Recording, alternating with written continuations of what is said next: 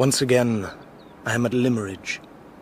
I have gathered some flowers from the garden and have brought them to the churchyard. I stand here in the bewitching twilight, and I almost persuade myself that I can see that poor, unfortunate woman kissing the marble cross and beating upon it with her hands. What an extraordinary chain of events has brought me here, and how it has transformed my life. The story I tell is one of mystery, villainy, and daring. It is a story of love, a story of deceit, a true story of the woman in white.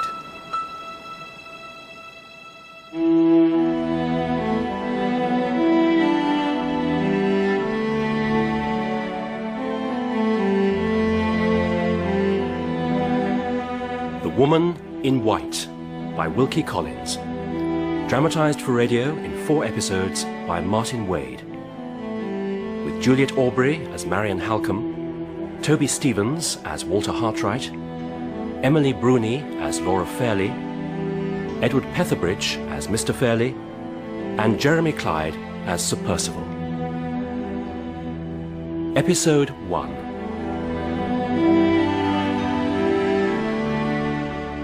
The tale begins, I suppose, with my Italian friend, Professor Pesca. He had left his mother country for political reasons, the nature of which he preferred not to reveal, and had settled in England. We met by way of our work. He was a teacher of Italian. I taught drawing. One day, in 1849, at Brighton, he unwittingly set the adventure in motion. Oh, this water is freezing. Yes, but a cold dip is very beneficial for one, I'm told, if you can survive it. You can swim, can't you, Pesca? Of course I can swim. Well, the unpleasant experiences of this world are best met with courage and determination. Oh. So... Now, Pesca, I shall race you to the boat, the little blue one. Pesca? Pesca! Oh, my God!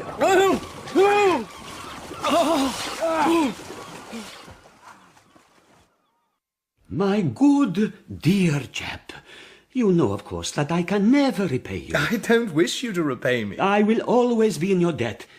And whatever I do now, you cannot properly be rewarded. Let me tell you, nonetheless, of a small thank you that I have arranged. I have obtained for you the prospect of 4 months' employment. More, perhaps. Oh, yes? Where? In Cumberland. Limmeridge House is the place. Your employer is certain Mr. Frederick Fairlie. 4 guineas to instruct 2 young ladies in the art of sketching and watercolours. It will all be perfection. I sent off my particulars to Mr. Frederick Fairlie of Limmeridge House, along with a testimonial or 2. Within a week I had received a letter advising me that Mr. Fairlie had accepted my services, and that I must start for Cumberland immediately. My last evening before departure I spent with my mother and my sister in Hampstead. We said our fond farewells, and then I walked back over the heath and down the high road. It was nearly 1 o'clock. The moon was full, the air close and sultry. I was immersed in my own thoughts about Limmeridge House in particular, and whether I had made the right decision, and what the 2 Cumberland ladies would look like. And... Sir, please. God Almighty! A hand was laid gently on my shoulder, and every drop of blood in my body seemed to freeze.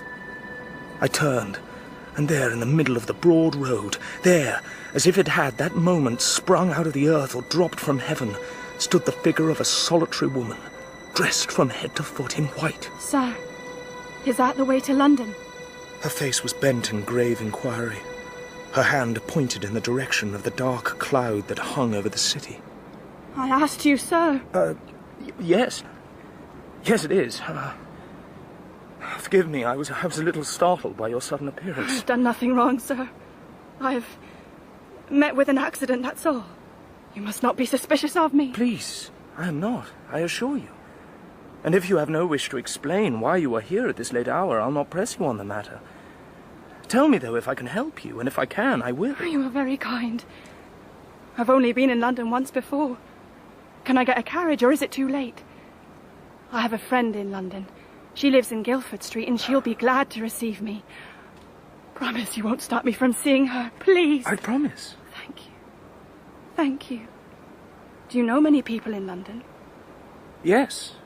A great many. Do you know many people of the rank of baronet? No, You're not a man of rank and title yourself. I am not. Good. Then I can trust you. May I ask, is there a particular baronet? You may not ask. I mustn't talk of it, or I'll forget myself.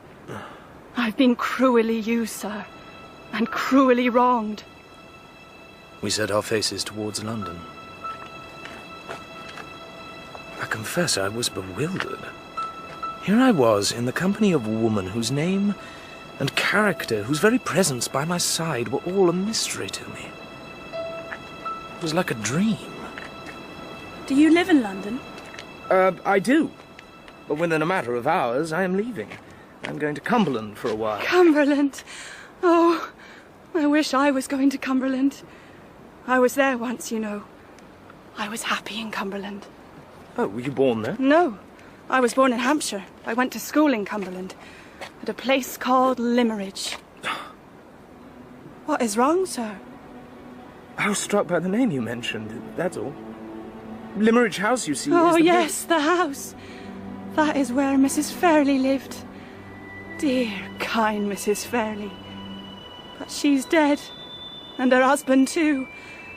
Their little girl perhaps is married and gone away, and... She was about to say more, I think, about the Fairlie family. But a cab came our way, and at her request I hailed it. Perhaps I should come with you. No, I'm quite all right. I'm happy now. Give me your hand, sir. Thank you, sir. Thank you.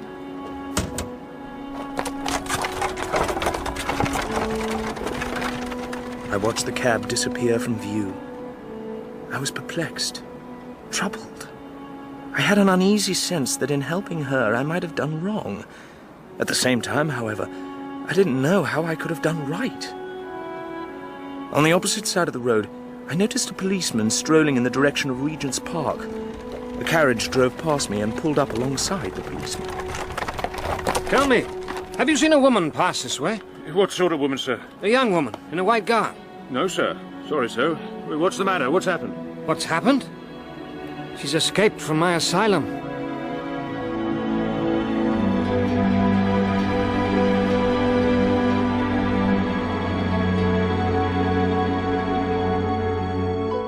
I arrived at Limmeridge House. During much of my journey, my mind had been fixed upon the woman in white. I had wondered if she had been found and returned to the asylum. I had wondered what would become of her if she was still free. Now, however, this conjecturing was put aside, for I was about to meet one of the two young ladies of the house. She was at the other end of the drawing room. Her back was facing me. I was struck by the rare beauty of her form and the unaffected grace of her attitude. Forgive me. Mr. Hartright? She turned round. Her complexion seemed almost swarthy. The dark down on her lips was almost a moustache. Her mouth and jaw were large, firm, masculine. The lady was ugly. Mr. Hartright, my sister and my uncle are in their respective rooms. The one with a headache, the other with his treasures and artifacts. So for the time being you must make do with me. My name, sir, is Marian Halcombe. Halcombe? Yes. My late mother, you see, married twice. I am the result of the first marriage, and Miss Fairlie is the result of the second. So she and I, in truth, are half-sisters only. Which helps to explain why we are as unlike each other as we possibly could be.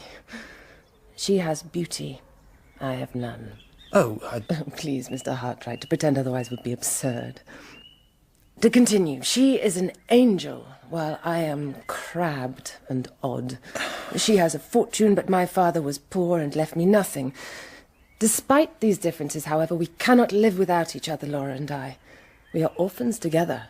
You must please both of us, Mr. Hartright, or else please neither. And what of Mr. Fairlie? My uncle you will please best by troubling him as little as possible. He never joins us at our meals. Keeps bachelor state in his own apartment. Oh, of course, he is not truly my uncle. He is Laura's uncle and her guardian. There. You know it all now, I think. I'm grateful. But in reference to your family, Miss Halcombe, and to your mother in particular... Yes? I cannot help but mention an incident which occurred last night, and which has been worrying me. A curious incident and a remarkable coincidence. And I proceeded to tell Miss Halcombe the full narrative of my meeting with a woman in white, of how she had talked of Mrs. Fairlie in the most affectionate terms, and had referred to the little girl, Miss Laura Fairlie, I assumed, as if perhaps they had been at school together. Well, Mr. Hartright, it is all very extraordinary, and I can understand why you have been anxious about the matter. Now, I think you did right, by the way, to protect the young woman's freedom. You do? Nothing you have recounted suggests to me that she was insane. Frightened, certainly. In a state of shock, perhaps, but not insane. I am glad to hear you say so, Miss Halcombe.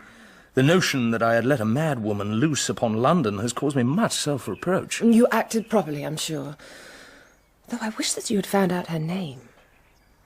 We must clear up this mystery. We really must. The village school, which my mother established when she came here, that still functions, but there are no teachers there from that time. The only other recourse is my mother's correspondence. We have a large collection of her letters. I'll look through them and see if there's anything that might help us. Thank you. By the way, I would urge you not to speak of this matter to my sister, or indeed to Mr. Fairlie. Laura is rather nervous and sensitive, and I wouldn't wish to alarm her. And Mr. Fairlie? Yes, well, he is nervous and sensitive too in his own distinctive fashion. And I don't think you will wish to alarm him. Mr. Fairlie, sir. Come in, but do it quietly, if you will. Thank you, sir. Pray, sit down, Mr. Hartright. But don't move the chair as you do so. The slightest noise, you know, cuts through me like a knife. Well, Mr. Hartright, so glad to be able to possess you at Limmeridge House. Mr. Fairlie, believe me, the pleasure is all... Please speak more softly, if you will. The pleasure is all mine. The pecuniary arrangements, are they satisfactory? Most satisfactory. So glad. And your room, will it suffice? Mr. Fairlie, it is the most luxurious room I have ever seen. Good. Let me assure you, Mr. Hartright, there is no want of taste and sensitivity at Limmeridge House. Your status as an artist will be properly regarded, I can assure you of that. Put this tray of coins back in the cabinet, will you? Exertion of any kind, you know, is indescribable torture to me. So, Mr. Hartright, how is Mr. Fairlie? In a fragile state, I think. How is our mystery? Still plunged in midnight darkness, I'm afraid. But I've only looked through a portion of my mother's letters yet, so don't despair. My sister has left her room, Mr. Hartright, and is, I believe, in the summer house. Let me introduce you. This way. We walked through the garden down a winding path and approached a pretty summer house built in the form of a small Swiss chalet.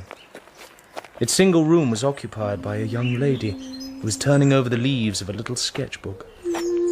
She was fair and delicate, with truthful, innocent blue eyes and a sweet expression. I was beguiled from the very first. Look, Mr. Hartright, your model pupil. No sooner has she heard that the drawing master has arrived than she seizes her sketchbook and is ready to begin. Mr. Hartright. Miss Fairlie. Delighted to meet you. The truth is, I was glancing over my juvenile efforts and becoming increasingly fearful that there is no hope for me. Laura, dear, you must let the drawing master be the judge of that. Well, if I do, you must show him your sketchbooks too. I will. And when he laughs, I'll share the joke. I trust that I will find an encouraging word to say about you both. Mr. Hartright, I promise you, I wish for no compliments. I want the truth. Yes, and she meant what she said. I was certain. But there was something about Miss Fairlie which troubled me. Something that was lacking, something incomplete. Or was it something lacking in myself which prevented me from seeing her as I should? I was to find out. Soon. Mr. Hartright, I have something of interest to tell you. It was the evening. Miss Halcombe and I were in the drawing room. Through the French window I could see Miss Fairlie walking slowly up and down the terrace, gazing at the moon's mysterious rays of light which slanted across the garden. There is a letter here, written by my mother to Laura's father when he was away on business. It mentions a Mrs. Catherick, who had arrived in the village to nurse her sister. Now, this Mrs. Catherick had brought her only child with her.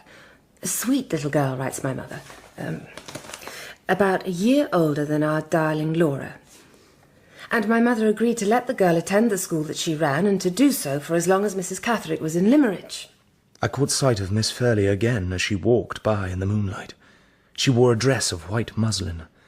Beautiful she looked in it, naturally, though it was very plain and unpretentious. Now, Mr. Hartright, let me read you the rest of the letter. I have taken a strong interest in my new scholar, writes Mrs. Fairlie.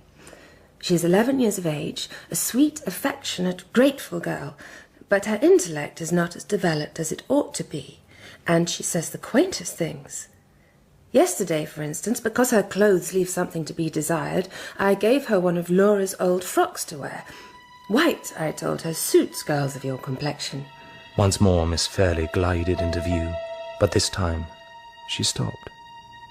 Oh, thank you, Mrs. Fairlie, she said, after she had kissed my hand. Thank you. I will always wear white for as long as I live. It will help me to remember you when I have left here. Well, the coincidence is interesting, is it not? Miss Fairlie leant on the balustrade of the terrace, my gaze fixed on the white gleam of her gown. And notice, Mrs. Fairlie reports that the girl's intellect was not as developed as it should have been. Well, perhaps it has never developed. Perhaps even as a young woman she can't grow out of that grateful childish promise of hers. Yes, you may be right. But listen to the last few lines of the letter, Mr. Hartright, and prepare yourself for a surprise. Dearest husband, there is a special reason why I am so fond of little Anne Catherick. She is not as pretty as our own sweet Laura, you will say that no girl could be, but in her hair, her eyes, the shape of her face, in all respects, young Anne Catherick Yes, of course! Laura's living likeness. But even before Miss Halcombe had said these words, I had leapt to my feet. The same thrill ran through me as when, that night, on that lonely high road, a hand was laid upon my shoulder. You see it. You see the resemblance, just as my mother did. Yes, I saw it. There stood Miss Fairlie alone in the moonlight, and in her stance, the turn of her head, her appearance, she was, in truth, the very image of the woman in white.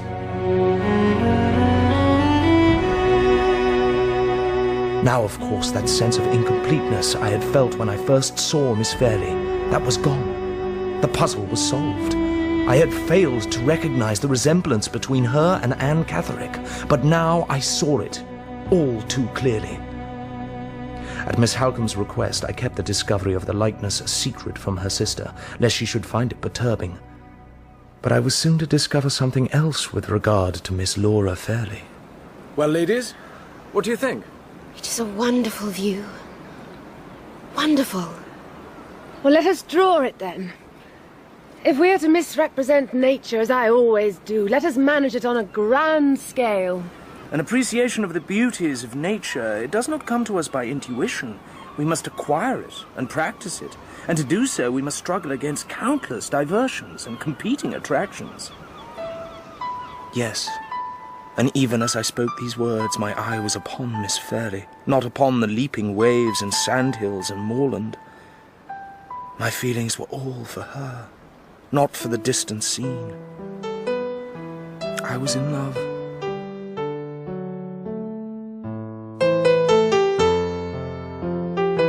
Where is Marion? She went to her room to fetch something. Not her sketchbook, I think. No, indeed. Do you realize, Miss Fairlie, I have been here almost 2 months? Is it so little? Well, now, I trust you didn't mean by that remark that time has seemed intolerably slow since I came to Limerick House. No, I did not. Not at all. I meant that you have become so much part of our lives at Limerick that it might be thought you'd been here for years.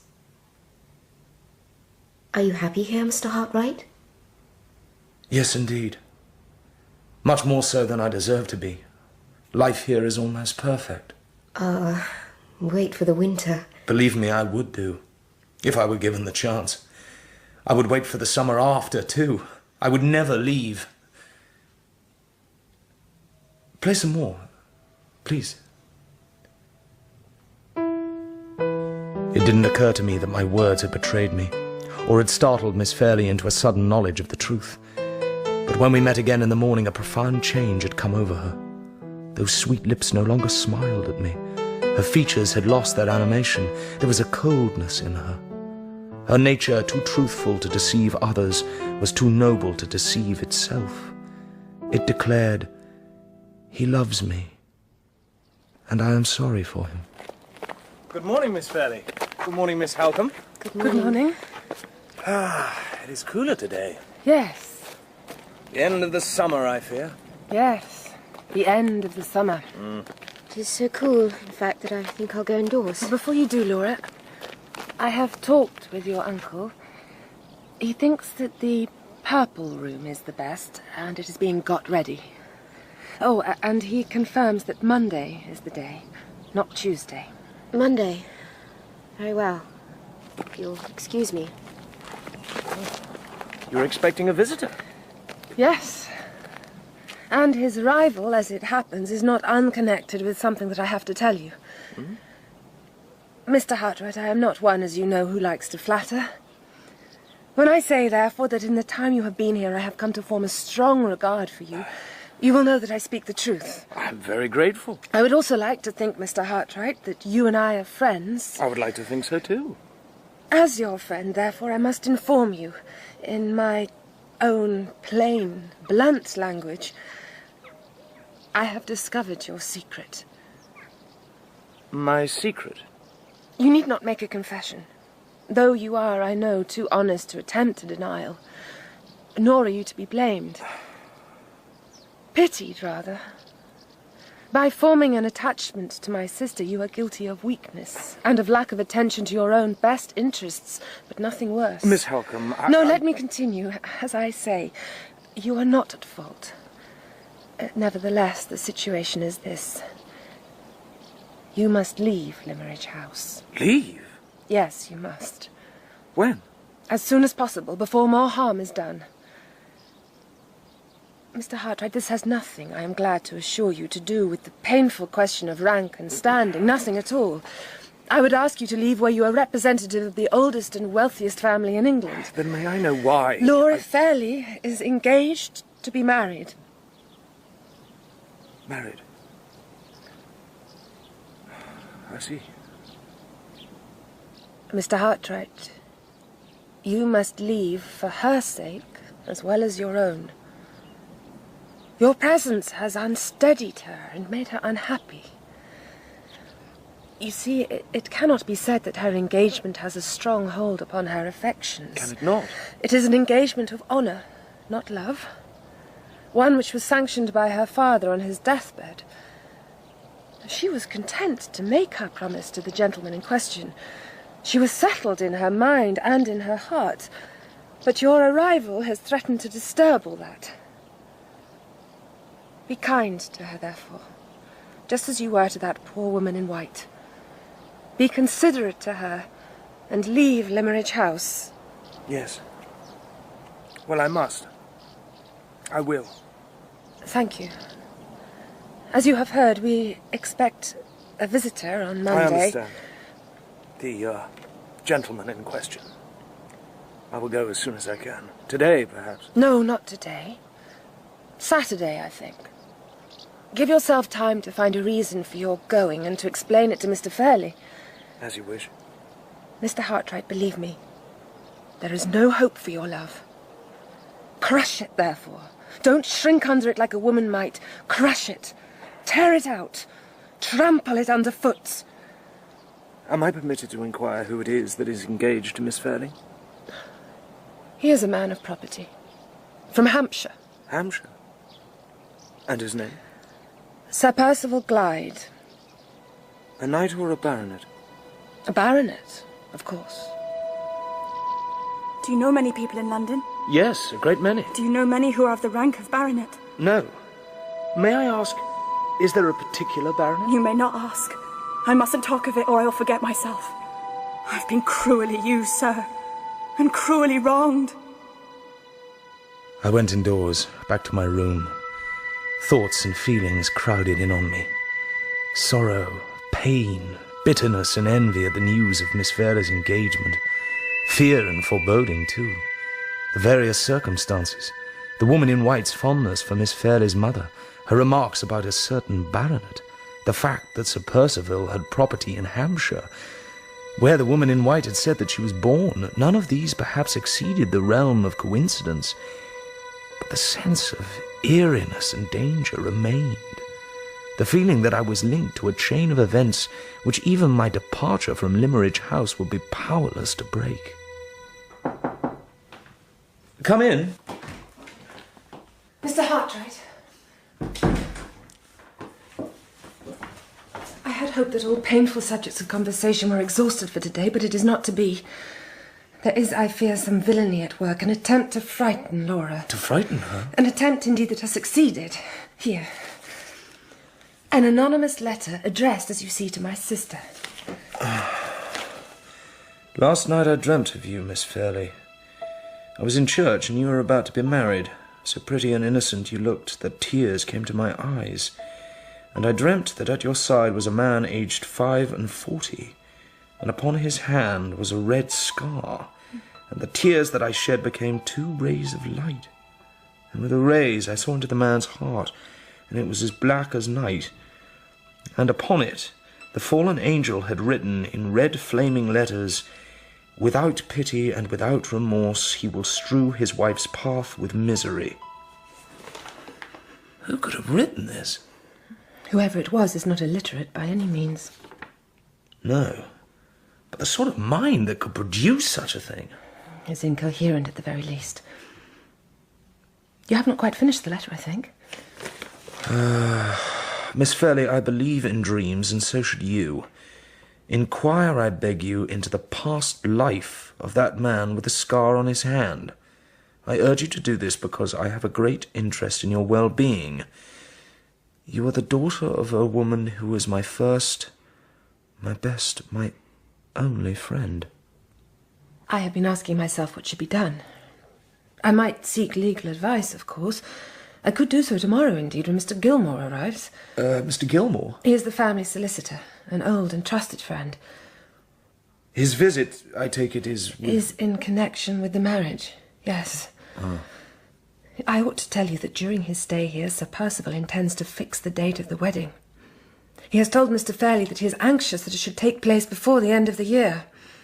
Does your sister know about this? Oh, she does not know. Was it posted here? No, a lad from the village brought it. I saw him myself. He said he was asked to do so by an elderly woman whom he'd never seen before. Perhaps we should take a walk into the village and see what we can discover. The letter didn't mention Sir Percival Glyde by name. No, it did not.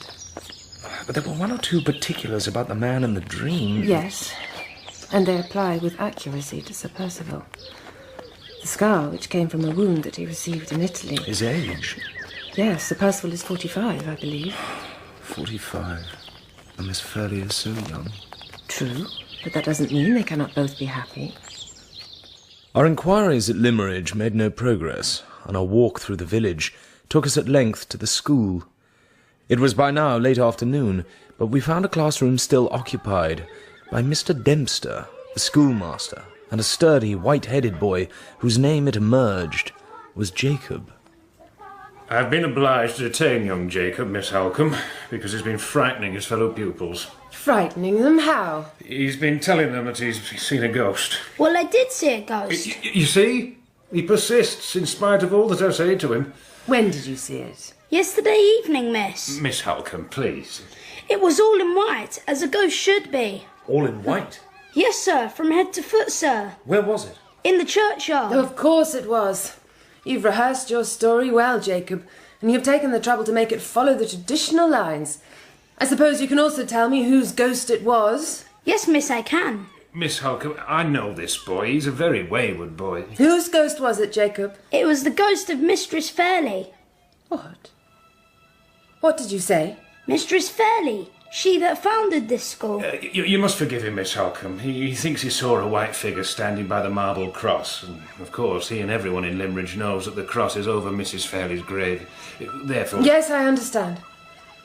Listen, Master Jacob. Whatever it was you saw in the churchyard, or claimed to have seen, you did not see a ghost, so let us hear no more about it. Miss Halcombe. Yes? I must tell you, in my opinion, it was Anne Catherick that the boy saw. Anne Catherick? It may seem preposterous, I know, but he talked about a figure in white. Well, yes, as a ghost should be. It's possible, Mr. Hartright, that he invented the whole tale. But we know how dearly Anne Catherick loved your mother.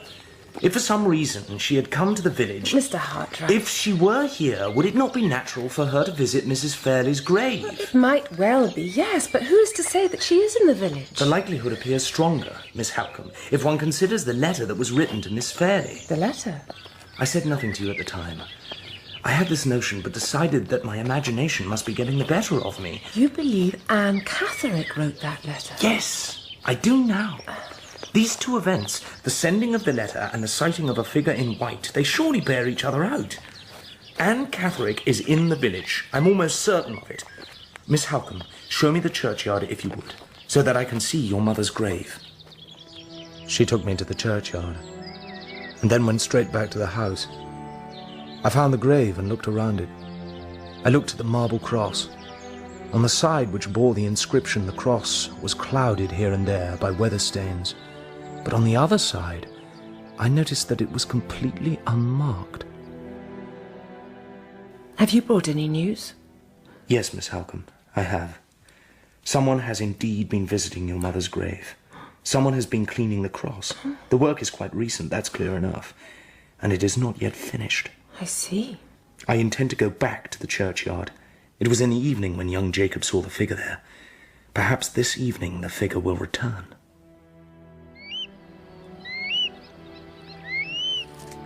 I stood in the porch of the church and looked out. Before me a patch of bare burial ground. In the distance a strip of lonely brown hill and sunset clouds. A dreary scene and a dreary hour. I waited. A little more than half an hour elapsed. Then someone entered the churchyard. A woman dressed in a dark cloak.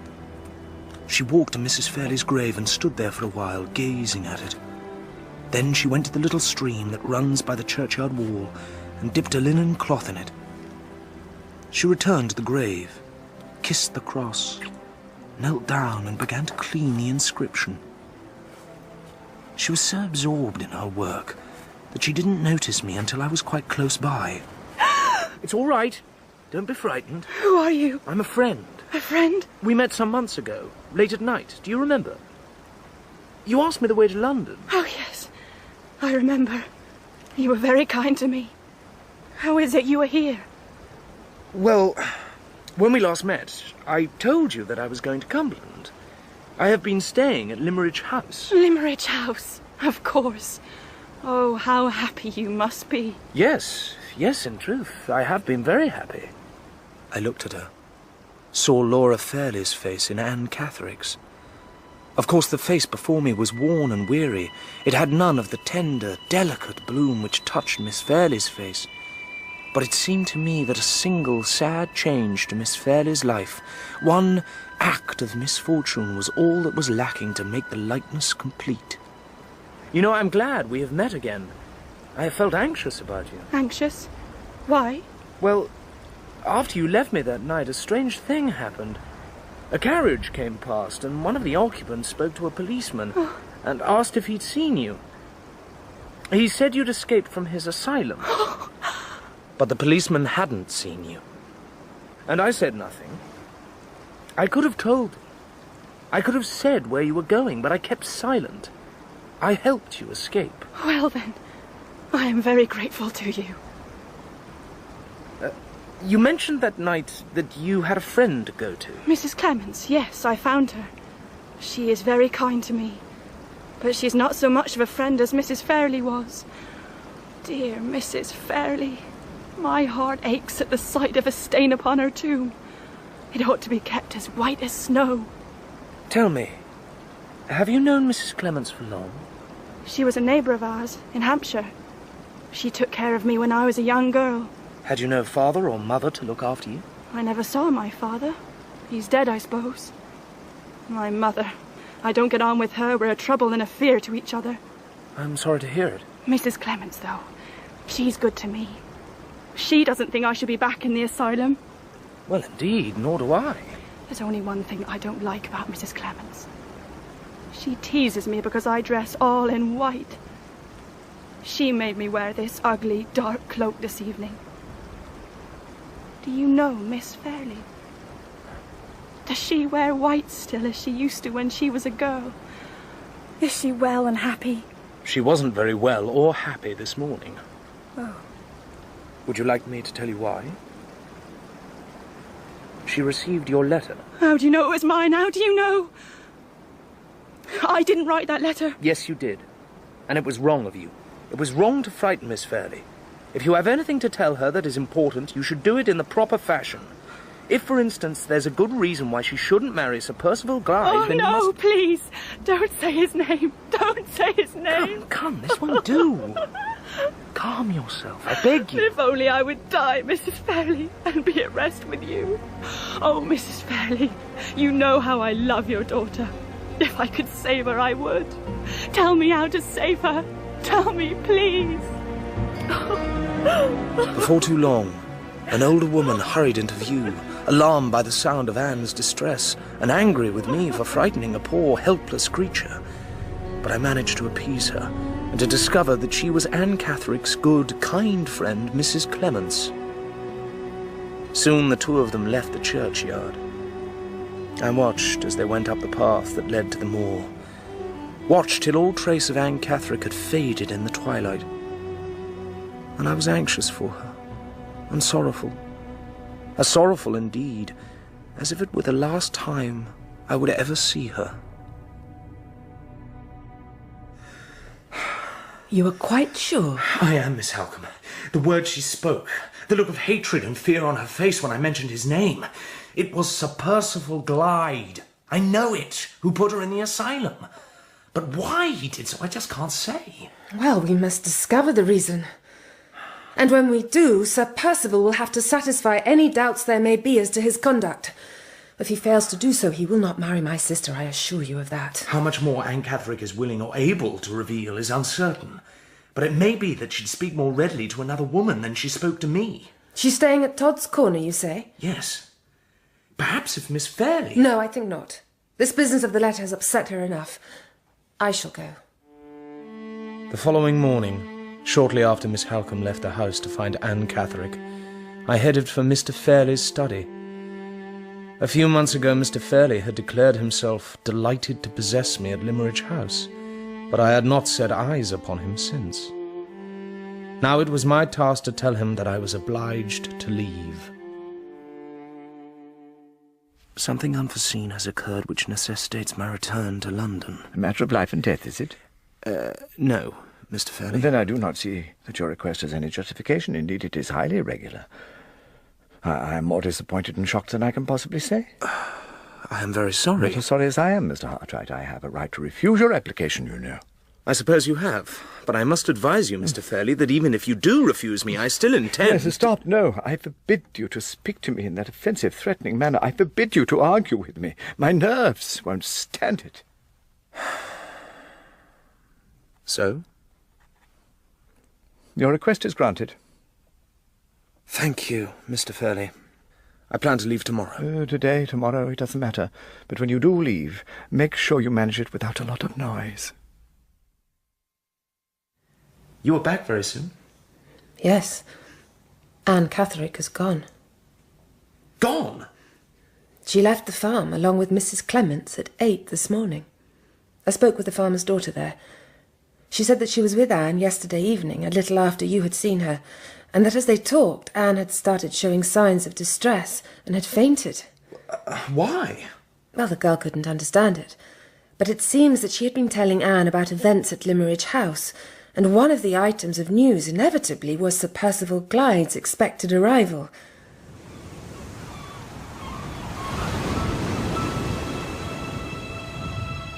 My hours were numbered at Limmeridge House. I went out for a walk, took the path that led to the spot above the beach, a favourite of mine and Miss Fairlie's. Now the view which he had sketched was cold and barren. The tufts of ferns and grasses were overcome by pools of stagnant water and draggled weeds. The flowers whose names she had taught me and whose forms I had taught her to draw were gone. Leaves fell around me. The sky was grey. Winter was approaching, but it already gripped my heart.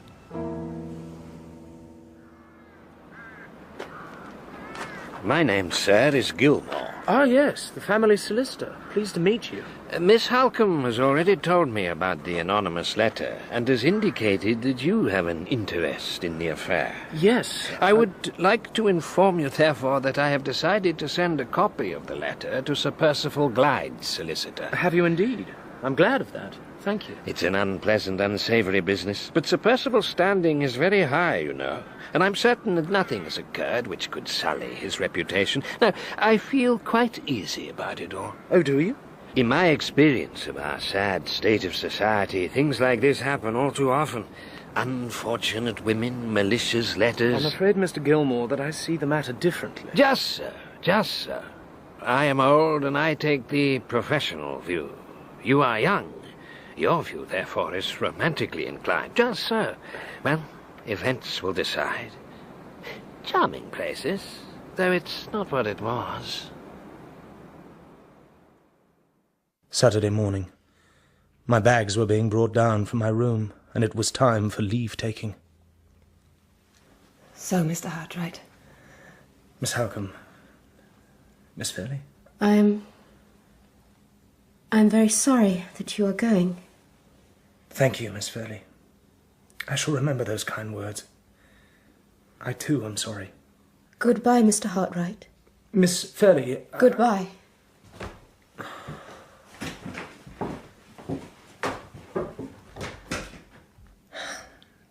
It is better this way, for you and for her.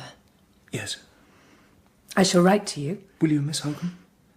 I'd be so grateful. It is the very least that you deserve.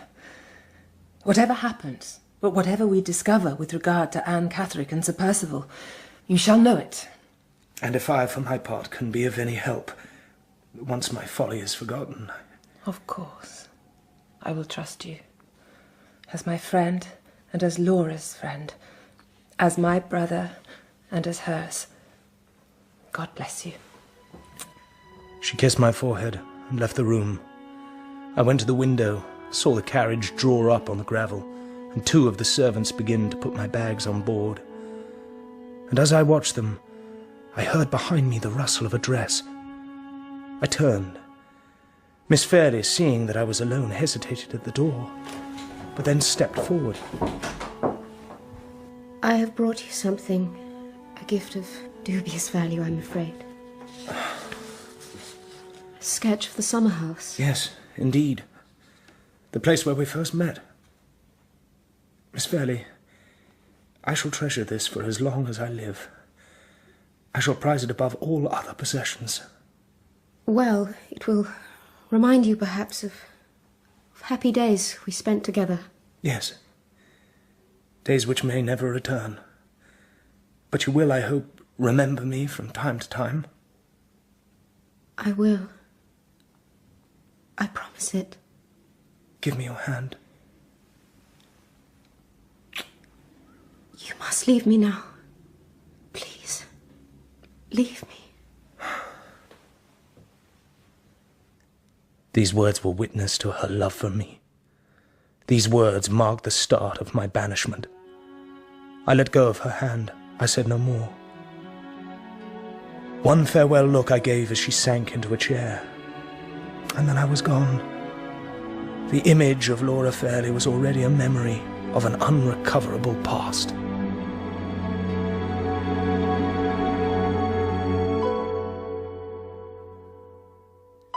The day after Mr. Hartright left Limmeridge House...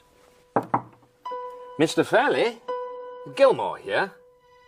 The day after, as I say, Mr. Fairlie at last consented to talk with me about the proposed marriage between his niece and Sir Percival Glyde. Mr. Fairlie. Enter. Gilmore, come in very quietly, if you will. I've explained too many times, Gilmore. I find it upsetting to talk about business. Yes, perhaps you do, but... There's no reason at all why you should want to disturb my tranquillity, unless it is out of malice. Oh, Mr. Fairlie. The marriage is a good thing, I'm certain. Laura's father sanctioned it, you know, on his deathbed. Yes. And I sanctioned it too. It is a desirable match, and I see no reason why the wedding should not proceed as quickly as possible. Indeed, I shall be glad when it is all over. But as regards the settlement... As regards the settlement, you look into it. Why don't you, Gilmore? That's the kind of thing you do, surely. Talk to Laura if you need to. Talk to Sir Percival if you absolutely must.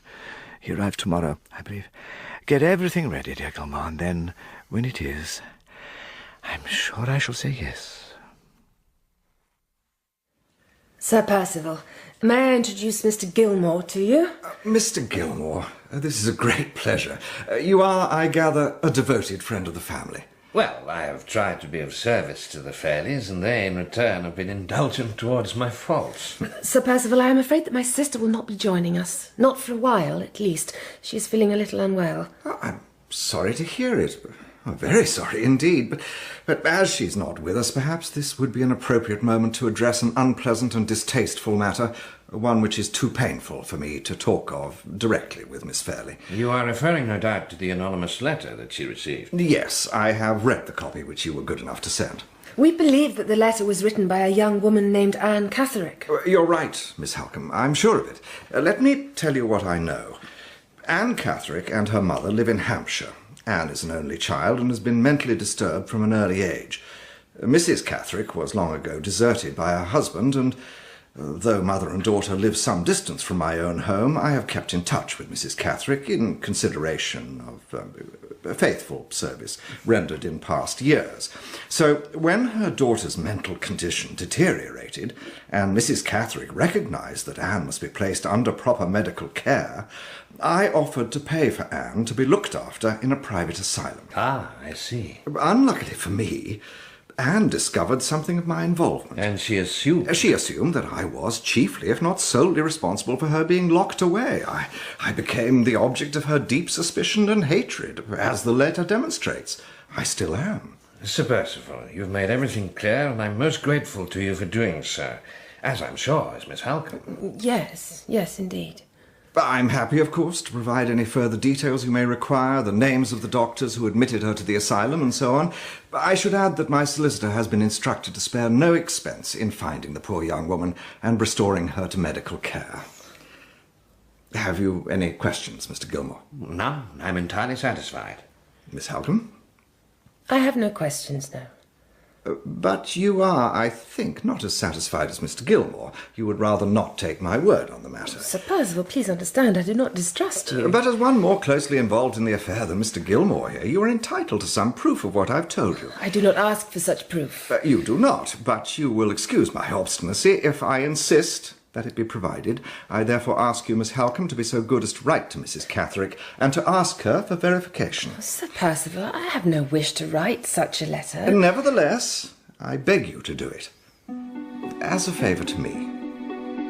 In consequence of this conversation, in which, by the way, I thought Sir Percival conducted himself with quiet tact and refinement, Miss Halcombe sent word to Mrs. Catherick, and Wednesday's post brought a reply. It is, as you see, Mr. Gilmore, a brief, terse letter. Yes, but it is as plain a confirmation of Sir Percival's statement as could be desired, I think. Has Sir Percival seen it? Yes, he has. I suppose now that we have done all that we can. If we are friends of Sir Percival, and we know him and trust him, then we have done all and more. Yes, indeed. And yet, Miss Halcombe, you are doubtful. I ought not to be, I know. I have been over-anxious about Laura, I suppose, and it has unsettled me. Oh, but I do wish that Mr. Hartright was still with us, and I could hear what he thought. You would sooner trust Mr. Hartright's judgment than your own? Well... Or mine? No. forgive me. Mr. Gilmore, there is another reason for my disquiet. This morning, after I had shown Sir Percival Mrs. Catherick's reply, he began to talk about Laura. About how he had observed that her spirits were low, and that her manner towards him had changed since his previous visit here. And he said... Yes? He said that with regard to the proposed marriage, he would urge Laura to reflect very seriously on two things. First, his own conduct, from the beginning of the courtship to the present time, and secondly, the circumstances under which the engagement was made. You mean the fact that her father sanctioned the marriage? Exactly. And he declared that if, after considering these matters, Laura then decided to withdraw from the engagement, she would be perfectly free to do so. No man could have said more than that, Miss Halcombe. Few, indeed, would have said as much. Well, perhaps. He has specifically requested that Miss Fairlie should not act against her own desires. Yes, but do you not see?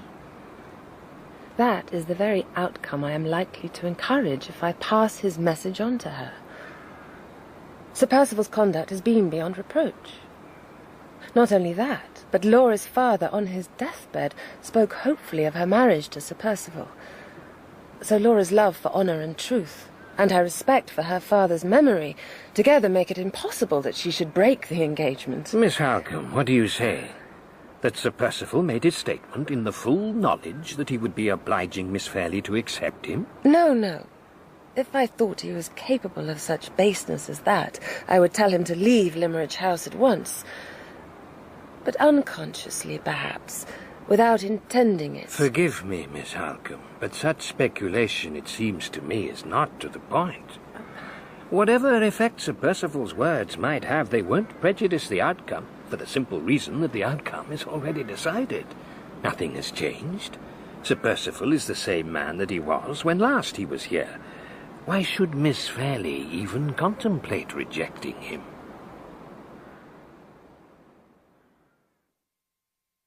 Mr. Gilmore, do come in. I wondered, my dear Miss Fairlie, if you and I might have a talk. Of course, take a seat. Oh, thank you. My dear, I have to get back to London today. I'm sorry to hear it. But before I go, I would like us to talk about the engagement and matters related. Must we, Mr. Gilmore? Yes, my dear, I think we must. Your sister advises me that she has spoken to you today about the marriage. Yes. I believe she has told you, among other things, that it had been Sir Percival's purpose in coming to Limmeridge to fix a day for the wedding. But you, it seems, would prefer that it be decided sometime in the future. Yes, that is right. I have to confess I was a little surprised to hear it. You are quite determined about this? Yes, I am. I have asked if I might defer my final answer for a month or two, till the end of the year at the latest.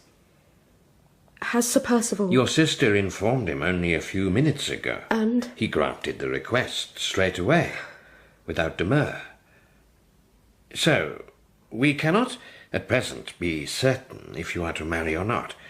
The decision rests with you. But even when the time comes, I must be ready to draw up a settlement. And to do that, I need to consult you first. If it does happen, if I am... If you are married... Please don't let him part me from Marion. Please, Mr. Gilmore. Well, that, my dear, you can easily settle by private arrangement. I was referring to your property, to the disposal of your money. If you were to make a will when you come of age, to whom would the money go? Might I leave it to Marion? Certainly, but you should bear in mind what a large sum it is. Do you wish everything to go to her? No, not quite everything. There is someone else who might like a little keepsake. If I were to die, I'm sure there'd be no harm in him having it. Mr. Gilmore, I'm so sorry. Forgive me. My dear, please, there's nothing to forgive. You have not been well. I wish you were not leaving us. I wish things were as they used to be. Mr. Gilmore, I wish I could be happy again.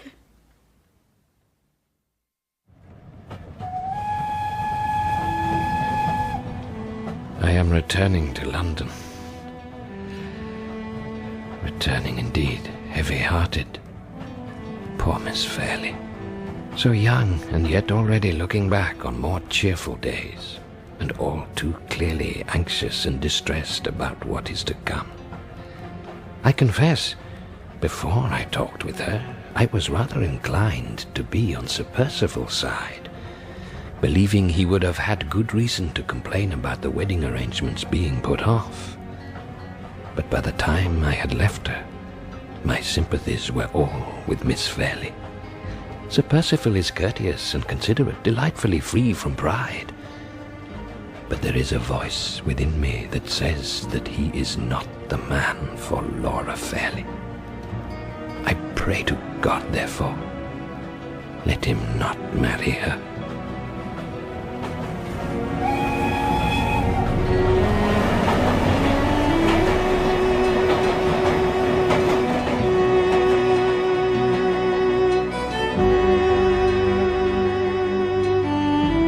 That was episode 1 of The Woman in White by Wilkie Collins, dramatised for radio by Martyn Wade. Marion was played by Juliet Aubrey, Walter by Toby Stephens, Laura by Emily Bruni, Mr. Fairlie by Edward Petherbridge, and Sir Percival by Jeremy Clyde. Mr. Gilmore, Sean Baker, Anne Catherick, Alice Hart, Pesca, Ewan Meredith, Jacob, Oliver Cookson, and Mr. Dempster, Jonathan Keeble. The music was specially composed by Elizabeth Parker. The director was Cherry Cookson.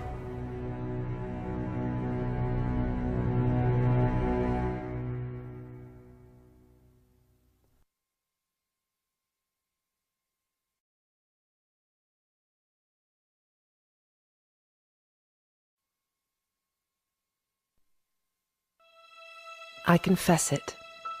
I did not, till the last few days, realize the strength of my sister's feelings for Walter Hartright.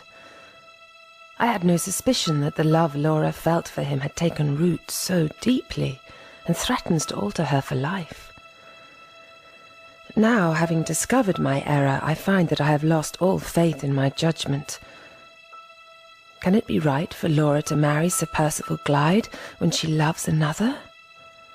And if she does marry Sir Percival, is he a man to be trusted? One thing, however, I am sure of. Dearest Laura is deeply, pitifully unhappy.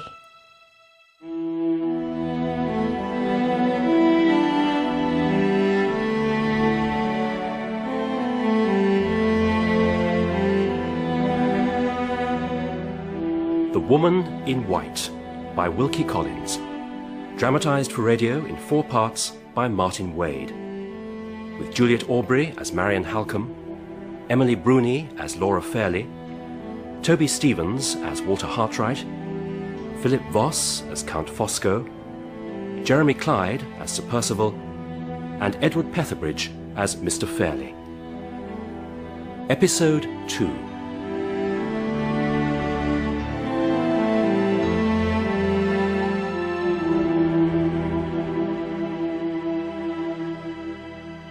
Marion, I can bear this no longer. My dear sister. I must finish with it, and I will. You mean you will break off the engagement? No, I can never do that. But I will end this secrecy. I will tell Sir Percival the truth, that I love another. What? You'll make a confession? Yes. And then, if he wishes, he may release me from my promise. But Laura... Dearest sister, he has a right to know. If Sir Percival is to grant my release, he must do so because he knows the truth. The 9th of November. It was arranged that Laura should talk with Sir Percival this morning, and that I should be present too.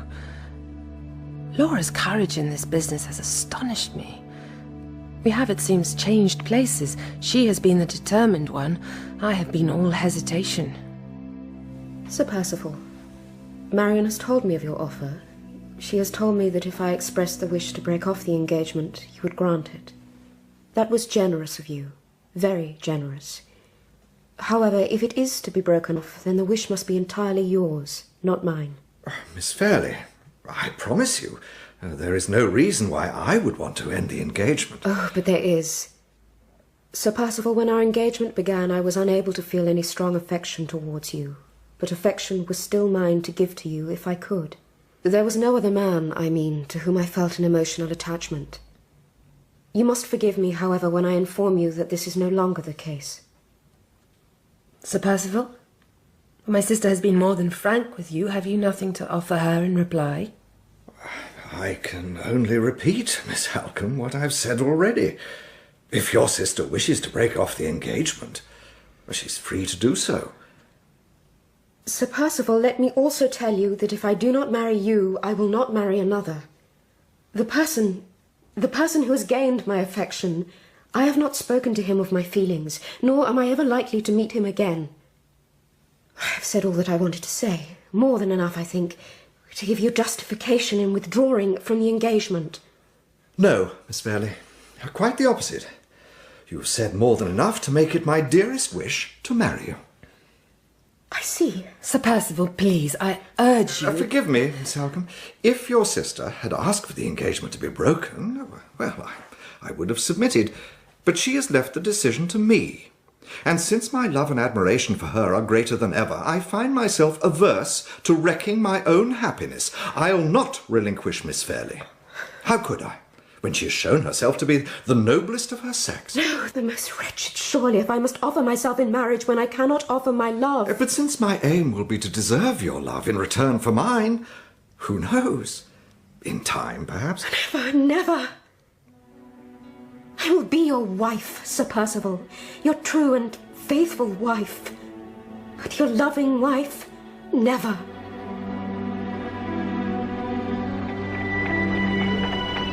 Cab! Cab! Mr. Gilmore! Mr. Gilmore! Yes? It's me, Walter Hartright. Well, so it is. I haven't much time to talk, I'm afraid. Euston Station, please. I have a train to catch. Well, then I'll accompany you, if you don't mind. By the way, Mr. Gilmore, I'm being followed. Followed? By whom? 2 men. I don't know their names. Yes, there they are. Where? Getting into their cab over there. They go everywhere I go. It started as soon as I returned from Limmeridge House. I see. I have to say, Mr. Hartright, you don't look well. Oh, let me assure you, my mind is not at all disordered. I have not been imagining things. I am being watched, pursued everywhere, every day. I suppose you have heard about the marriage. Miss Fairlie's, you mean? Yes. I had a letter recently from Miss Halcombe. It's going ahead. So I understand, yes. Do you know at all if a date has been fixed? I don't. You will have to look for the announcement in the papers. Ah, well, that may be difficult. I'm leaving England very soon. Oh, are you indeed? May I ask... Honduras, and thence the ruined cities of Central America. Oh, good heavens. Yes. Let's see if my 2 new friends are prepared to follow me there. I'm going with a group on a private expedition as their draftsman. I'll be gone 6 months at least. More if the excavation is successful. To tell the truth, Mr. Gilmore, I don't care how long I'm away. I've not felt very settled since I've been back in London. Where are you bound, Mr. Gilmore? Oh, not quite as far as Honduras. Limmeridge. Again? I must speak once more with Mr. Fairlie about the marriage settlement, you know.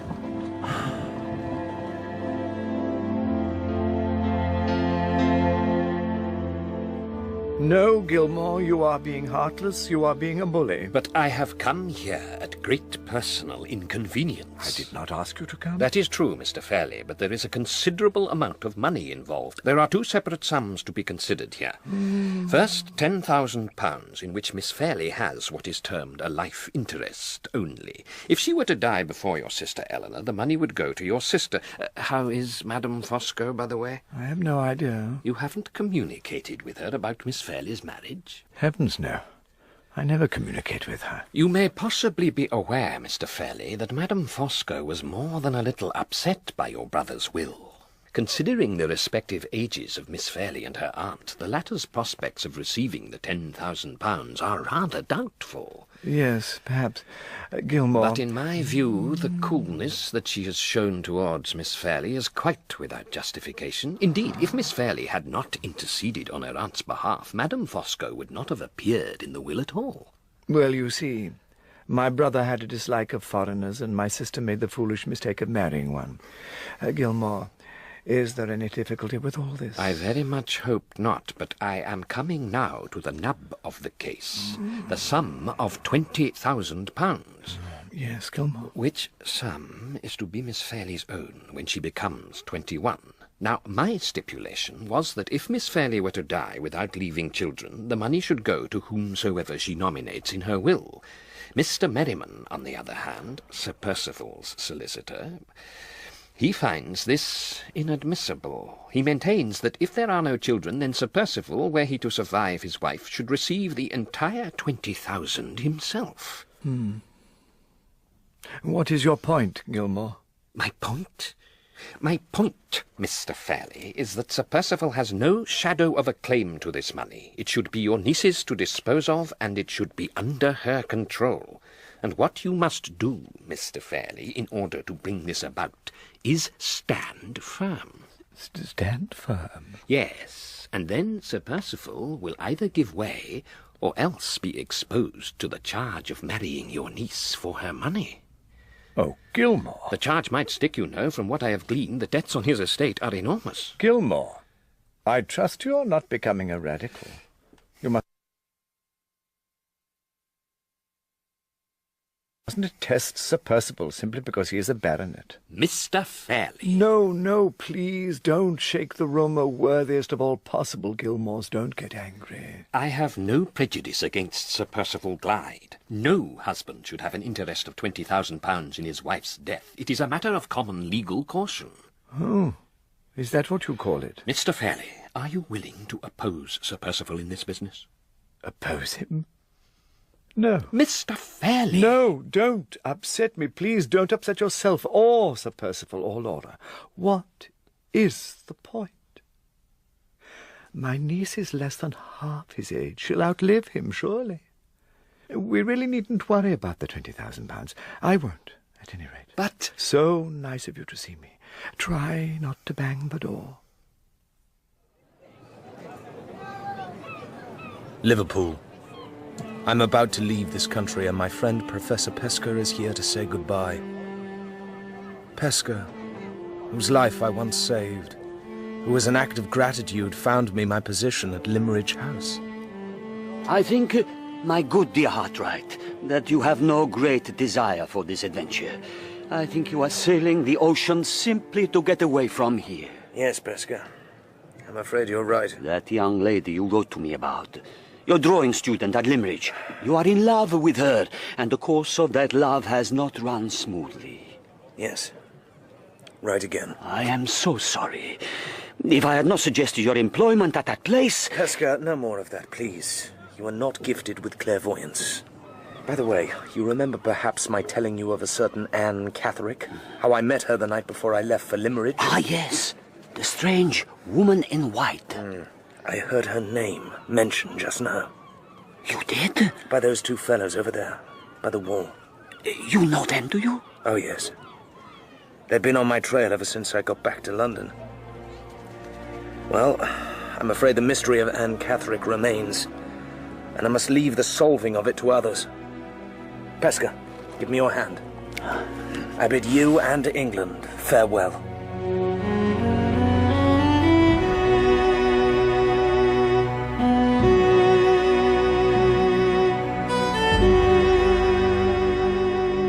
So, dearest sister, what says my uncle? Sir Percival has suggested a day for the wedding, and your uncle has agreed. It is to be the 22nd of December. The 22nd? Less than a month away. It is so soon. Yes, Laura, it is very soon. Let me go back to your uncle, therefore, and tell him so. He and Sir Percival need not have it all their own way. No, Marion, please. It will only cause more trouble and confusion.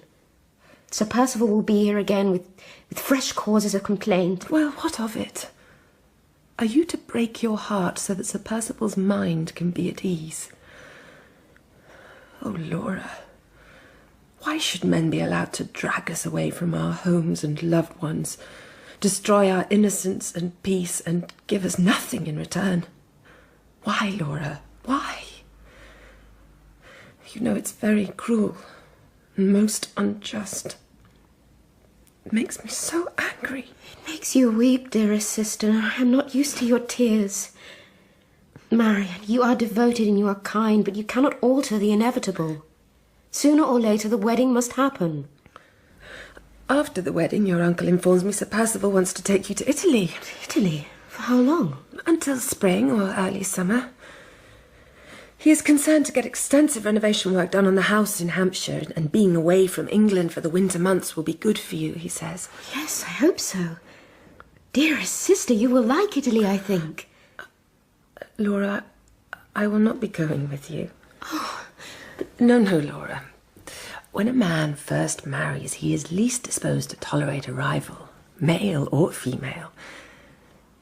If you still wish that I should share your new home in Hampshire... Yes, of course I do. Well, then I think we would be well advised not to arouse Sir Percival's jealousy on the wedding tour. So, I am to lose you?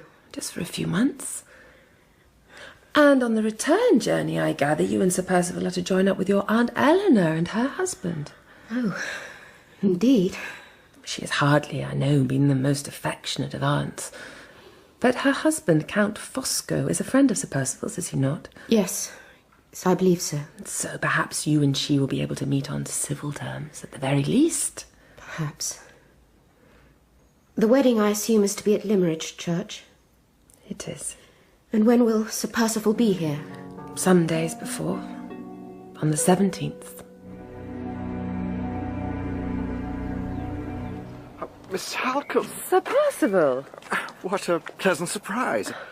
How are you? And how is your dear sister? Oh, we are well enough, thank you.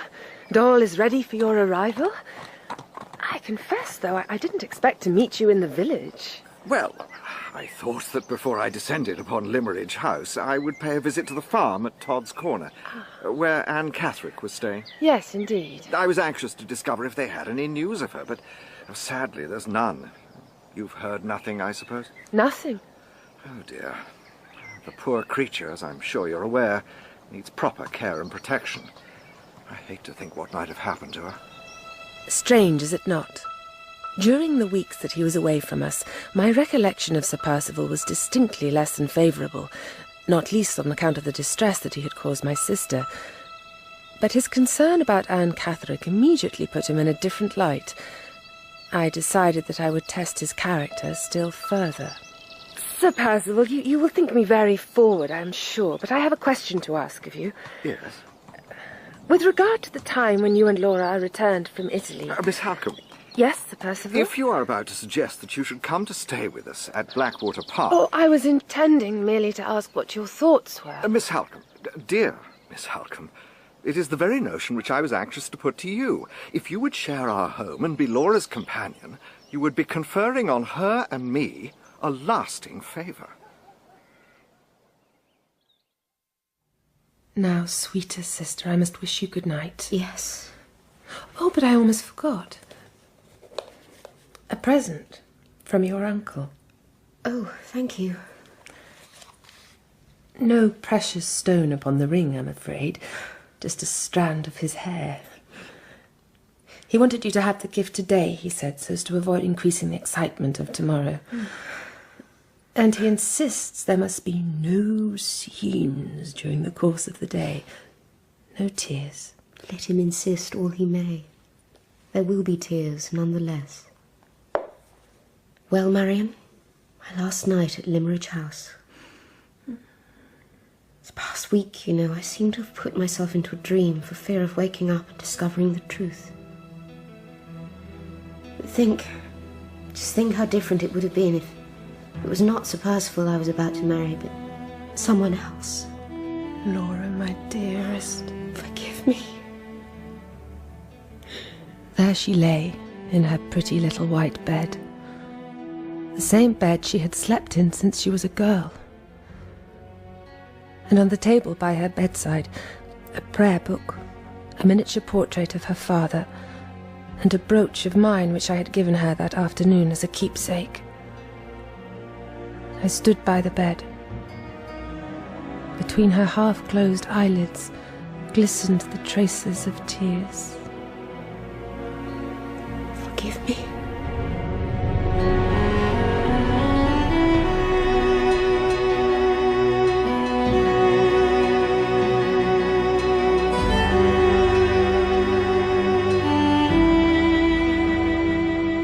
Blackwater Park. 5 months have passed, and more. 5 long, lonely months since Laura and I last saw each other, but she and her husband are due to arrive tomorrow.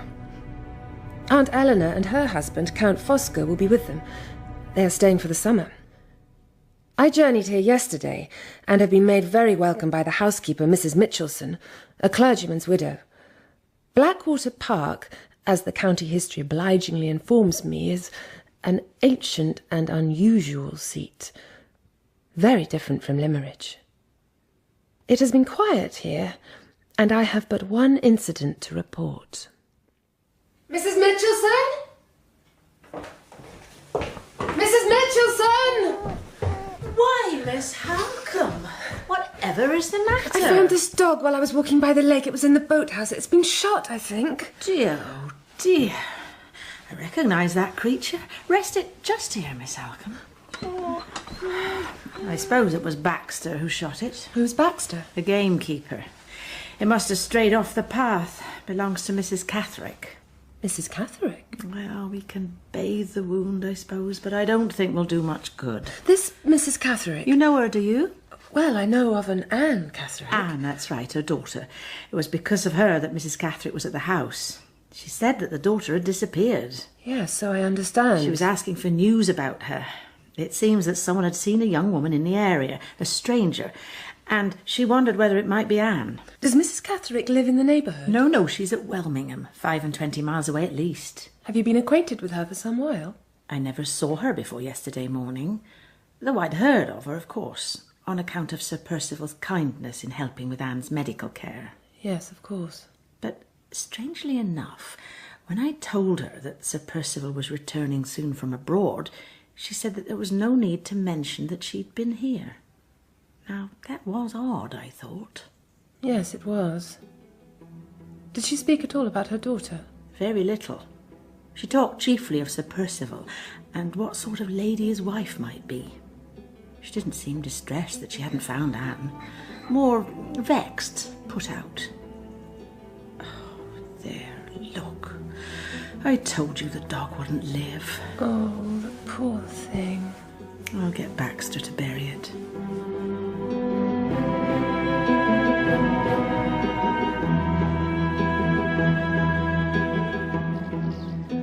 The 12th of June, the evening. At last! They have arrived! Hurry, Mrs. Mitchelson! Oh, dear, what excitement! Miss Halcombe, glad to see you again. And you, Sir Percival. Welcome back home, sir. Thank you, Mrs. Mitchelson. Marion! Oh, my dear sister! How do you do? Madame Fosco. It's been a long time. Yes, indeed. Come, Fosco, you're holding up the party. The Count at last left the carriage. What an extraordinary sight. So immensely fat he was, and yet he moved towards me on light, nimble feet. I looked at his face as he drew near, and it put me in mind of Napoleon's. The regularity of the features, their grand calmness and power, and his skin, closely shaven, was beautifully smooth, smoother than mine, I fear, and yet I had heard he was almost 60. You must be Miss Marion Halcombe. I am. Delighted to make your acquaintance.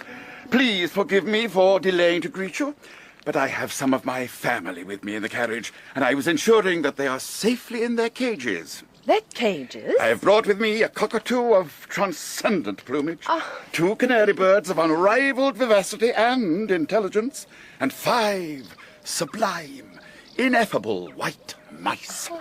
Count, shall we go in? Certainly, my angel. Oh, no, no. After you, Miss Halcombe.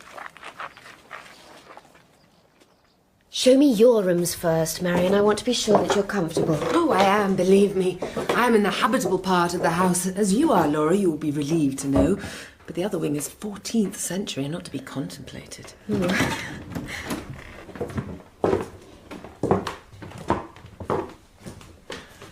You see? A very agreeable little suite. Yes, indeed.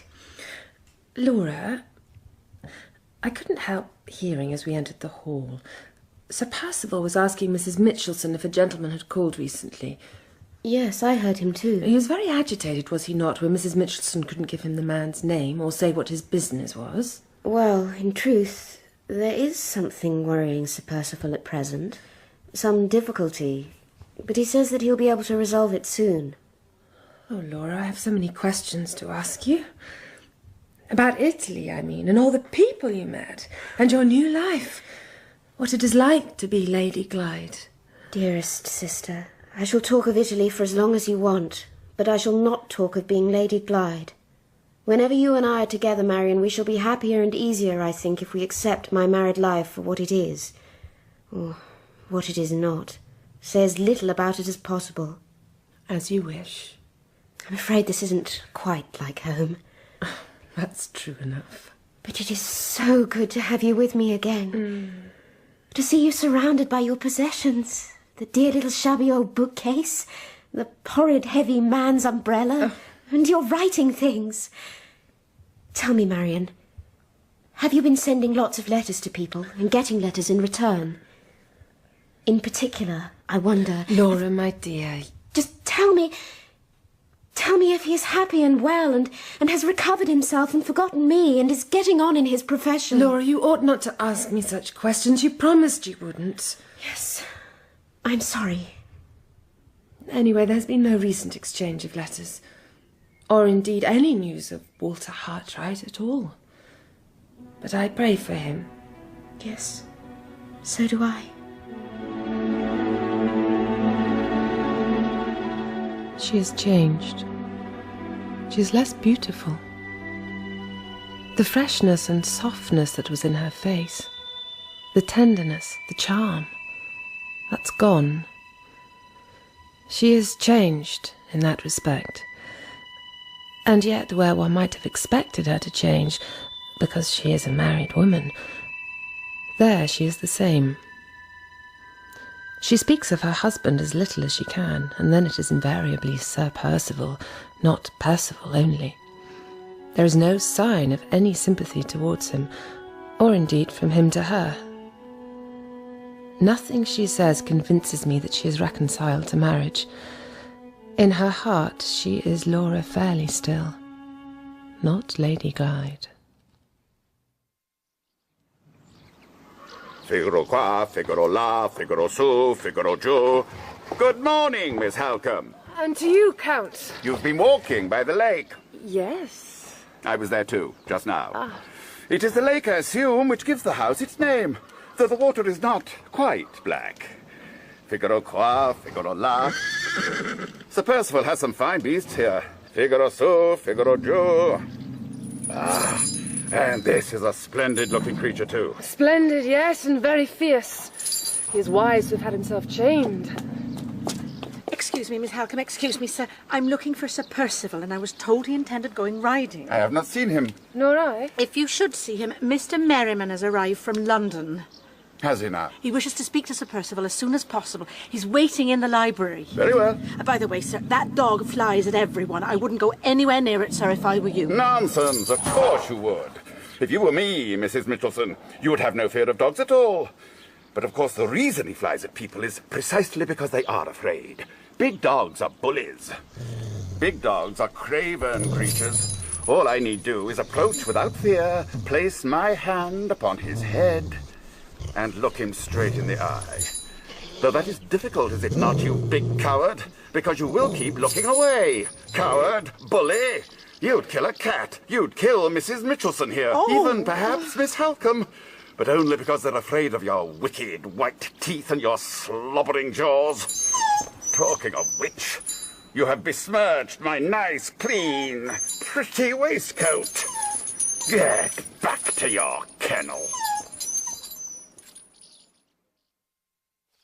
Tell me, if you would, who is this Mr. Merriman who has come all the way from London? Mr. Merriman is Sir Percival's solicitor. It is clear he was not sent for, else Sir Percival would have been ready to receive him. Yes, Miss Holcombe, you are right, I'm sure. And just, Miss Holcombe, for him to have come all the way from town, he must be bearing some very important and perhaps unexpected news. I never said so. But you thought as much. You're a clever woman, Miss Holcombe. There is little, I'd guess, that escapes you. Laura, I have something distressing to tell you. Well, sister?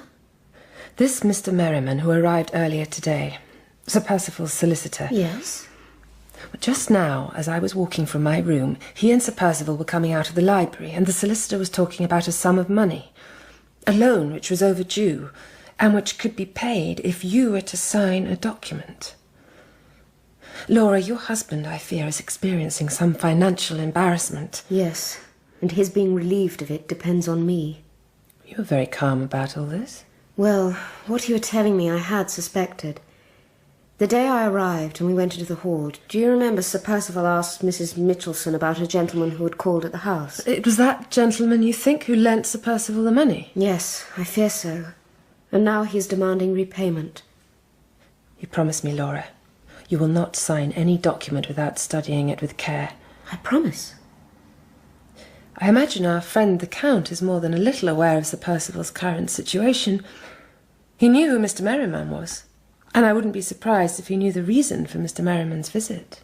But, Marion, we must ask no questions of Count Fosco. We must not take him into our confidence. You think not? I don't like the man, and I don't trust him. I can't say why. What about you, dearest sister? Do you like Count Fosco? Well, he interests me. He's an extremely indolent man, I think. And yet he seems to have a deep knowledge of all sorts of things. Also, it is some time, I gather, since he was in his mother country. Yes. And yet he was asking Sir Percival with a strange degree of earnestness if he was aware of any Italians in the neighbourhood. And this morning, Laura, when I came down to breakfast, I noticed a letter for him which bore a large official seal, so he is not, it would seem, a political exile, but is perhaps engaged in government business of some sort. I asked you, Marion, if you liked him. I half like him, and only half willingly at that. He flatters my vanity. I must be plain to you. It is plain enough to me when I am away from his presence. I think Aunt Eleanor thinks you like the Count, and is rather jealous of the Count's attentions. Yes, perhaps, though I suspect she has to suffer in silence. Count Fosco may be sweetness and light in company, but behind his door, I'm certain, he wields a rod of iron. I don't entirely like him as a friend, but I'd be very sorry to have him as my enemy.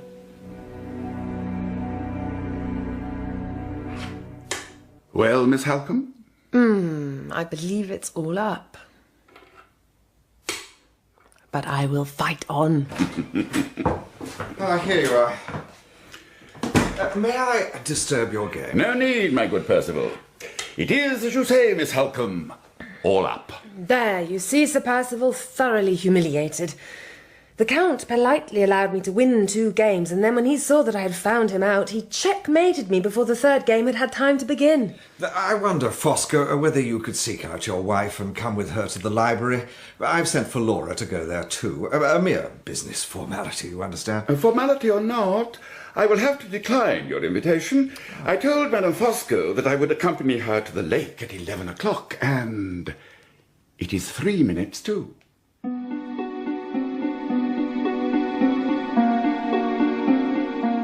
As it transpired, we all went to the lake. Sir Percival readily conceded that his mere business formality could wait until the afternoon, and our party, which also included Count Fosco's white mice, conveyed in a little pagoda of gaily painted wirework, was soon encamped in the boathouse at the lake's northern end. You have to admit, it is a very gloomy lake. My bailiff, you know, he's quite sure it has a curse upon it. Just the place for a murder, he says. I think it is a very bad place for a murder.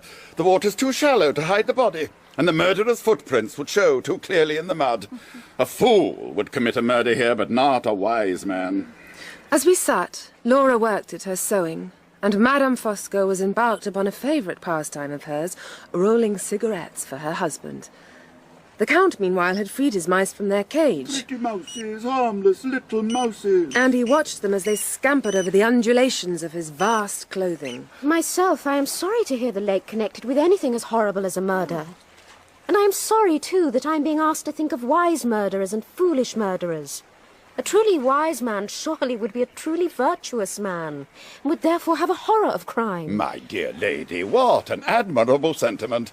I'm sure I must have seen it in a copybook, or a sampler. Perhaps you're embroidering those very words at this very moment. Listen, pretty mouses. A truly wise mouse is a truly virtuous mouse. Remember that, please, and never gnaw at the bars of your cage again. It is easy to ridicule, but you will not find it quite so easy to give me an instance of a wise man who is also a great criminal. Too true, Lady Glyde. For the wise man who is a criminal is the wise man who is never found out. What is your view about all this, my angel? What is my view? Oh, I am not so importunate a woman as to offer an opinion on such a matter. Not at least until I've received guidance in full from you, my dear, or from Sir Percival. It all depends, I suppose, on what one means by virtue. I regard myself as a citizen of the world, and I tell you, I've met with so many different sorts of virtue that I'm puzzled to say which is the right sort and which is not. One thing is clear enough. There can be no virtue in me, for in my view, crime tends to pay, and virtue doesn't. But you see, I am saying out loud what virtuous people only think. Conversation flagged. Both Laura and I recoiled from the Count's glib cynicism, and were not disposed to offer him further opportunities to be offensive. Soon we were all preparing to leave and go back to the house. Count Fosco began collecting up his mice. 1, 2, 3, 4. Ah! In the name of heaven, where is the fifth, the youngest, the whitest, the most amiable, my Benjamin of mice? The Mountain began to search for the mouse, and he found the creature beneath the bench. He found something else as well. Percival, come here. Well? Look, on the floor. Can't you see it? No, Fosco, I can't. Look closely there. I can see it. Blood. Blood? It's all right, Laura. I know what happened. The day you arrived, I found a dog lying here. It had been shot. Whose dog was it? It wasn't one of mine. No, Sir Percival, it wasn't one of yours. Well, so whose was it? Well, Mrs. Mitchelson said that it belonged to Mrs. Catherick. Mrs. Catherick? The previous day, apparently, she brought the dog with her. She came to the house and spoke to Mrs. Mitchelson. What? Oh, what the devil did she want? Who else saw her? My dear Percival, gently, please. Who else saw Mrs. Catherick? No one, so far as I know. Perhaps, my dear Percival, you should consult Mrs. Mitchelson about this woman, since she was the one who met her. Yes, I'll do that straight away. Will you all excuse me? Now, Miss Halcombe, let me return Benjamin to his cage, and then, if you would be so kind, you will remedy my state of ignorance. And mine, too. Sir Percival, you know, has told us nothing about this Mrs. Catherick. And you, Marion, have told me nothing either. So, Miss Halcombe, speak, please. Who is this woman? And why is my friend so agitated by news of her visit? I would have liked to have told them very little, for I did not wish to alarm Laura, and I was reluctant to act as an informant to the Count. But the latter was full of eager curiosity, and Laura was prompting me too. So I said what I knew. That Mrs. Catherick's daughter, Anne, was mentally disturbed, and that Sir Percival, for whom Mrs. Catherick had rendered service in the past, had arranged to have the daughter confined in a private asylum, for which reason Sir Percival was hated by Anne. And I told them what Walter Hartright had told me, about his meeting with Anne after her escape from the asylum. Sir! God almighty! Who's that? Please! I turned, and there in the middle of the broad road stood the figure of a solitary woman, dressed from head to foot in white. I've done nothing wrong, sir. I have met with an accident, that's all. You must not be suspicious of me. I told them of how Mr. Hartright had met Anne Catherick again when he was at Limmeridge, and of how she had wanted to prevent Sir Percival from marrying Laura. But while I talked and observed the Count's rapt attention, a thought occurred to me. Count Fosco was a close friend of Sir Percival, and seemed knowledgeable enough about Sir Percival's affairs in general. Why, therefore, should he have been kept ignorant of the story of Anne Catherick? Miss Halcombe. Do come in. I understand that you wish me to act as a witness. Yes, if you would be so kind. The postponed business formality was about to commence, and I had been summoned to the library. Laura was seated at the writing table, uncertain, apprehensive. Sir Percival, almost as apprehensive himself, stood behind her. Count Fosco was at the other end of the room.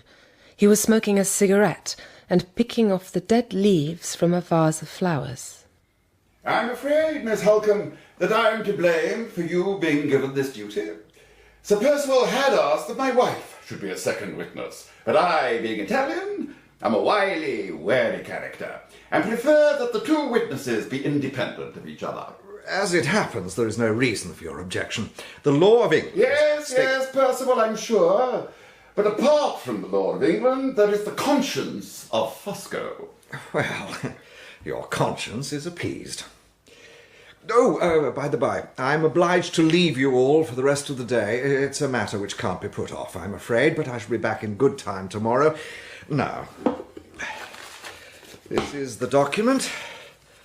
No, keep it folded, please. If you would sign here, Laura.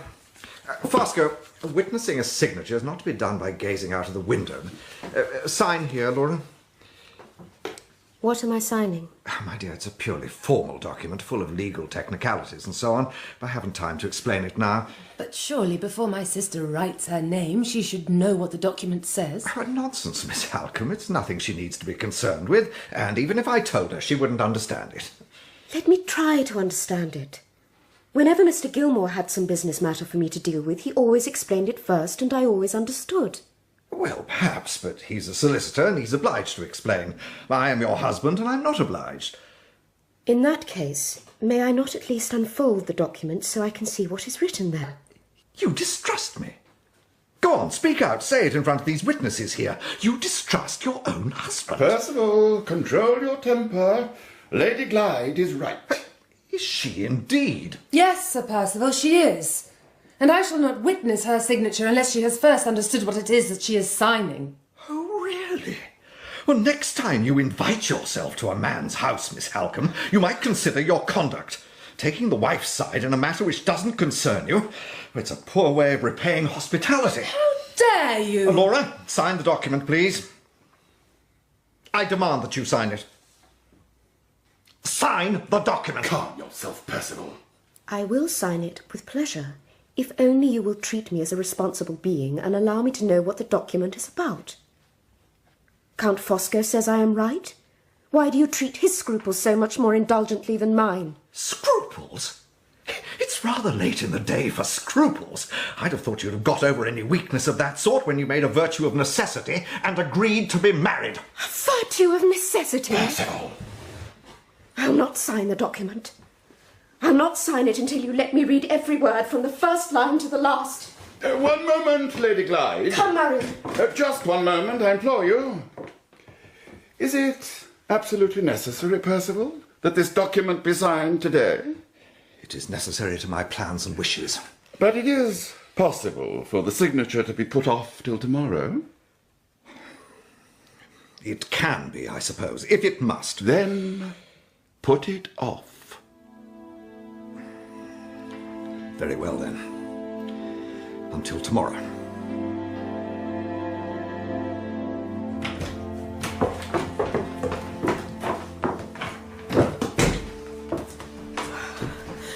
I am almost ashamed to look at you, Marion, after the way he treated you. Dearest sister, please. My pride was a little hurt, no more. It was nothing compared with what you had to endure. What are we to do? Perhaps I should sign the document so that he has no excuse to speak so vilely to you again. No, Laura, you should not. For that reason, least of all. Well, he has left us for a little while. Yes, gone to Welmingham, perhaps, to interrogate Mrs. Catherick about her daughter. Perhaps. But wherever he is, we have some respite. Oh, Marion, if only there was a friend to help us. A true, dear friend. Yes. The Count, I think, was on our side just now. For his own purposes, no doubt. I thanked him afterwards.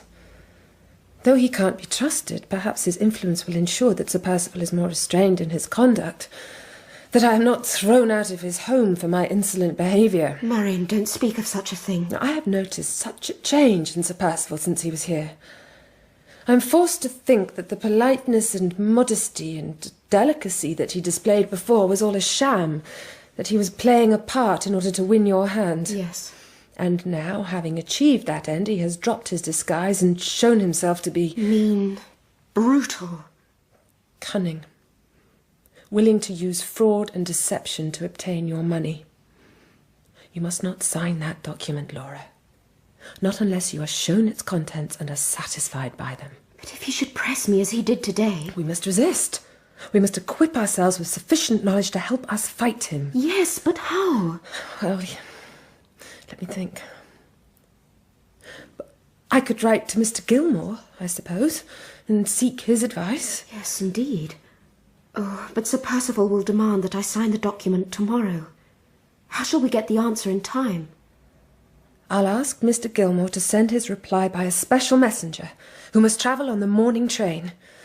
With any luck, the messenger will reach us before Sir Percival returns. I wrote the letter to Mr. Gilmore and took it downstairs to the hall. There was a postbag there which was always collected in the middle of the afternoon. I dropped the letter into the bag, and as I did so... Miss Halcombe! Oh, Madame Fosco! How fortunate to have come upon you. I wonder if I might have a word. Oh, very well. In private, I mean. In confidence. Perhaps we should go out into the garden. What happened then? Very little, at first. Round the fish pond we walked several times, and as we did so we talked. But really, Laura, your aunt had nothing very private to tell me at all. What was it she said? Simply how distressed she had been to hear of Sir Percival's recent conduct. How, if it happened again, she might have to think of leaving Blackwater Park. And she was so friendly and concerned, so unlike her customary self, that altogether I became very suspicious. And then? I managed at last to make my excuses and went back into the house. And suddenly I found myself face to face with the Count. He was dropping a letter into the postbag.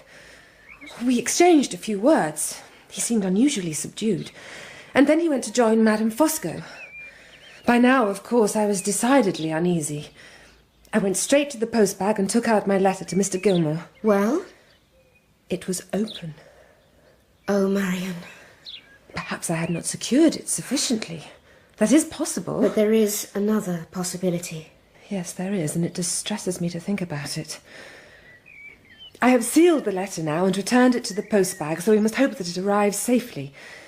And we must take good care, dearest sister, that we are the first to read the reply. At Laura's suggestion, she and I went for an evening walk. There was a sense of blight in the misty, oppressive air.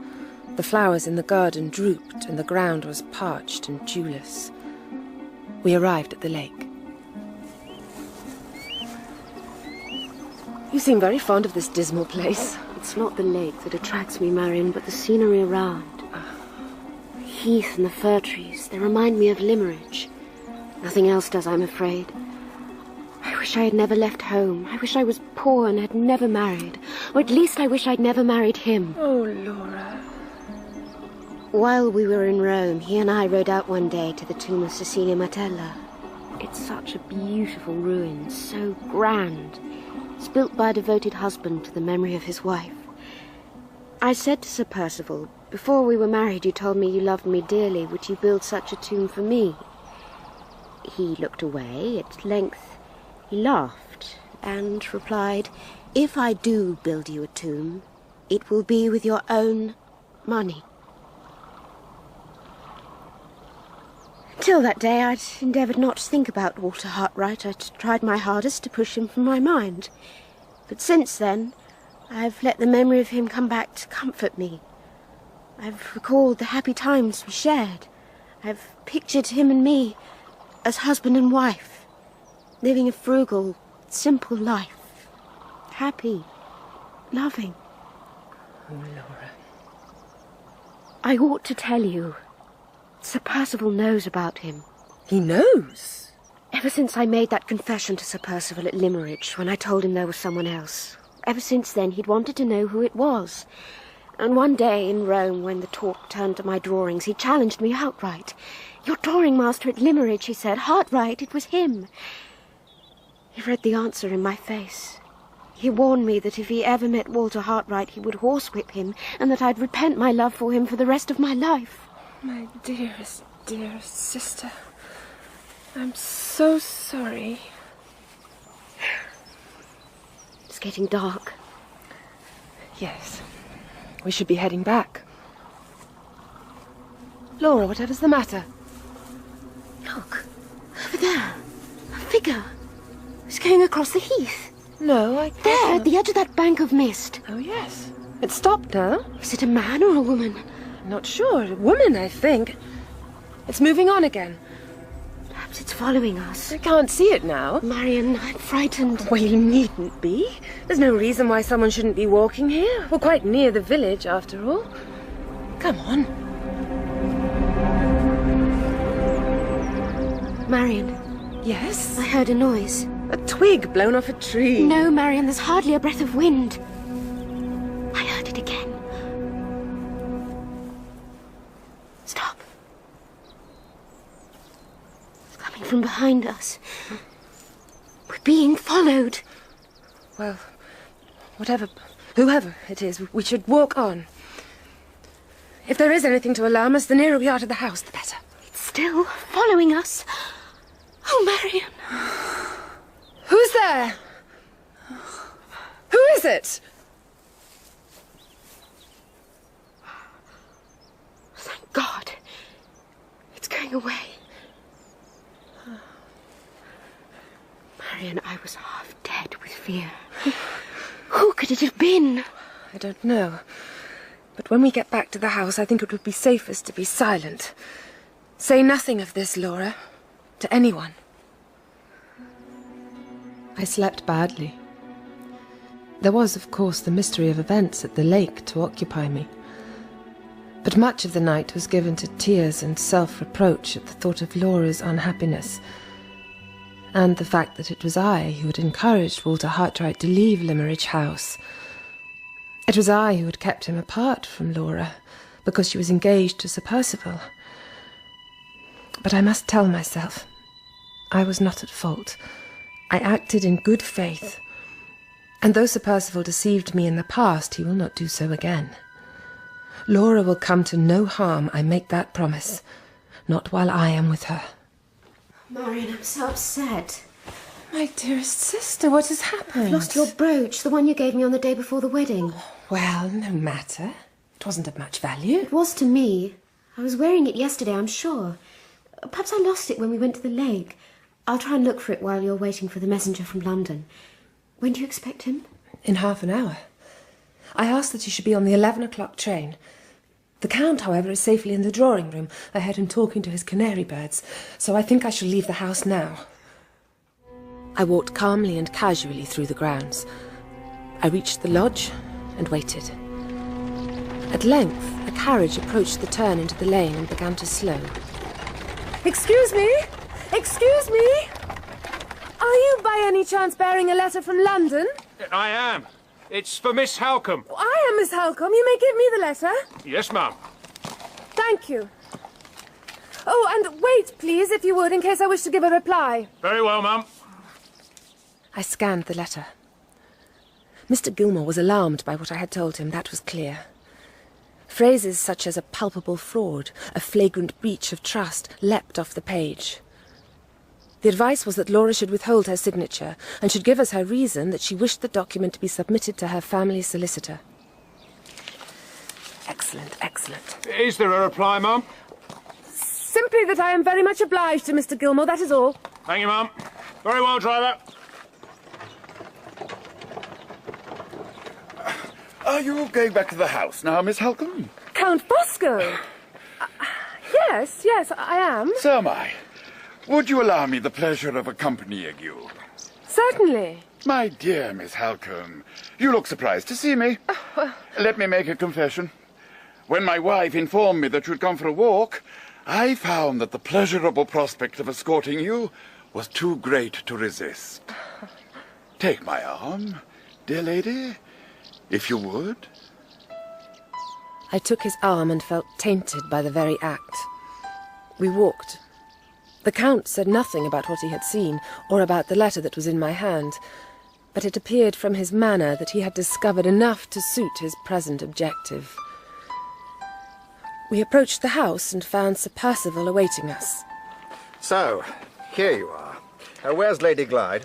She lost a brooch yesterday and has gone to look for it. Well, brooch or no brooch, she has an appointment in the library this afternoon. I expect to see her in half an hour. Before then, Percival, I'd like a talk with you, if I may. More scruples, I suppose. More objections about the document. I refuse to hear them, Fosco. I refuse. But the Count persuaded him, led Sir Percival some distance away and spoke to him in low tones. It was of Laura and me he spoke, beyond a doubt. I went indoors, heart-sick and anxious. See, Marion, the brooch. Dearest sister, well done. Where did you find it? Oh, I didn't find it. Well, then who did? Anne Catherick. I have met her, Marion. I have met the woman in white. I'd walked through the garden and the wood, and I'd searched by the lake too, without any luck. And then I went into the boathouse and looked for the brooch there. And while I was looking... It's all right, Miss Fairlie. You have no need to be frightened of me. My name is Anne Catherick. Anne Catherick? See? I'm wearing white. I always wear white, in remembrance of your mother. Such a kind, dear lady. You and I used to walk with her to the school in Limmeridge, do you remember? Happy days they were. Happy days. Miss Fairlie, were you searching for a brooch? Yes. I have it here. You found it? Oh, thank you. She came up close to me, gently pinned the brooch to my dress. Her face, near to mine, was so pale and thin and weary. And I was startled because it seemed like my own face reflected, or rather my own face ravaged by illness and care. There we are. Now, Miss Fairlie, you have your brooch back. Yes. I'm so very grateful to you. By the way, I'm not Miss Fairlie anymore. Last December... Oh, yes. I know you're married. I call you Miss Fairlie because I love that name, and the other name I hate. Did you see someone near the lake last night? Did you hear someone following you in the wood? Yes. That was me. I have come to this place to tell you a secret. A very important secret. About the man you have married. And once the secret becomes known, Miss Fairlie, it will be his ruin.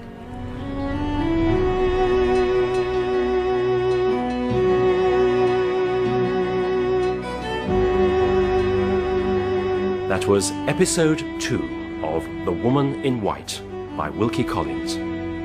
Dramatised for radio by Martyn Wade. Marion was played by Juliet Aubrey, Laura by Emily Bruni, Count Fosco by Philip Voss, Sir Percival by Jeremy Clyde, Mr. Fairlie by Edward Petherbridge, and Walter Hartright by Toby Stevens. Madame Fosco was Geraldine Fitzgerald, Anne Catherick, Alice Hart, Mr. Gilmore, Sean Baker, Pesca, Eoin Meredith, Mrs. Mitchelson, Carolyn Pickles, and the messenger, Jonathan Keeble. The music was specially composed by Elizabeth Parker. The director was Cherry Cookson.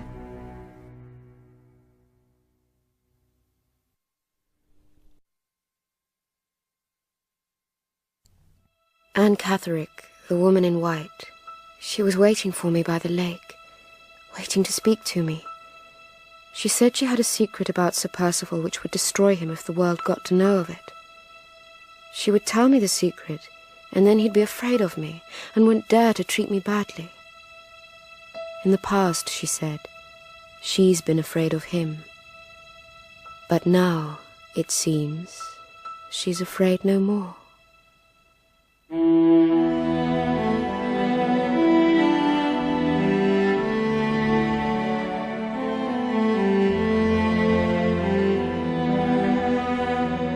The Woman in White by Wilkie Collins. Dramatised for radio in 4 parts by Martyn Wade.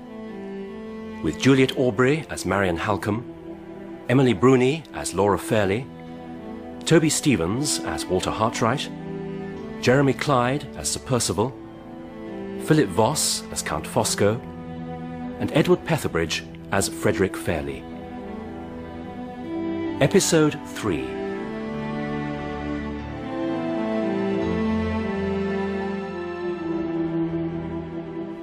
My heart, you see, it isn't right. And I haven't long to live, I'm certain. That's why I don't fear him. But before I die, I must try and make atonement. Atonement? What do you mean? I let you marry him. That was my sin. I should have stopped you when I was at Limmeridge. But I became frightened and I fled so that he wouldn't take me back to the asylum. He can't harm me now, though. And if I tell you the secret and atone for my sin, I might meet your mother in the world beyond. Oh, if only I could be buried with her. If only I could wake up by her side when the trumpet sounds and the graves give up their dead. Well then, the secret. Yes. It was because of the secret that he put me in the asylum.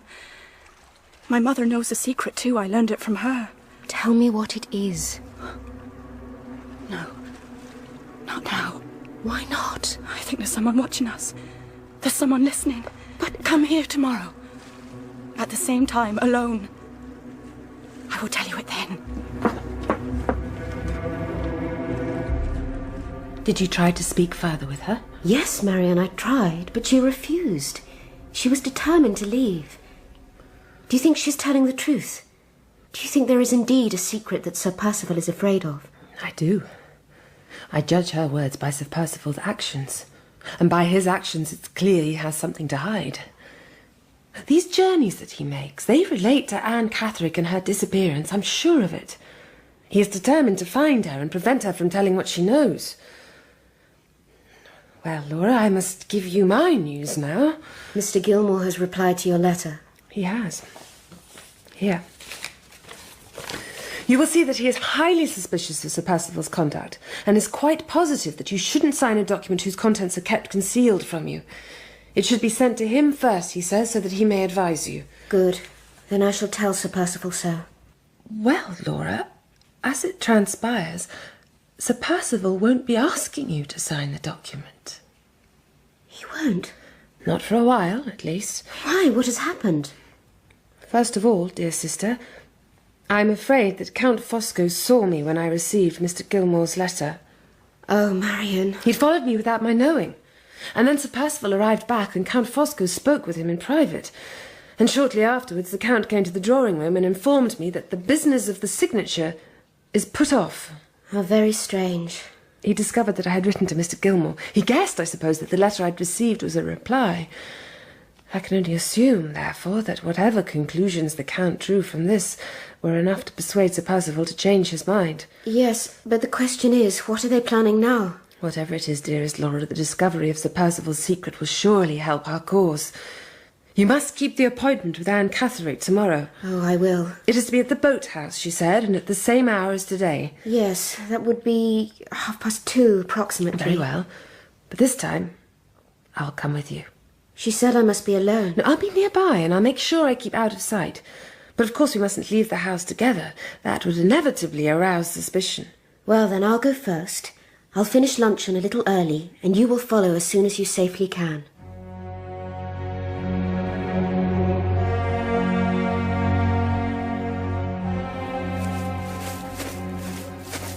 No one observed me as I went out of the house. I'm sure of that. And there is no one, I think, in pursuit. I'll make towards the side of the boathouse so that Anne Catherick doesn't see me. No voices. Perhaps Laura's alone. Laura? Laura? Nobody here. Laura? Laura! Oh, please, God, let nothing have happened to her.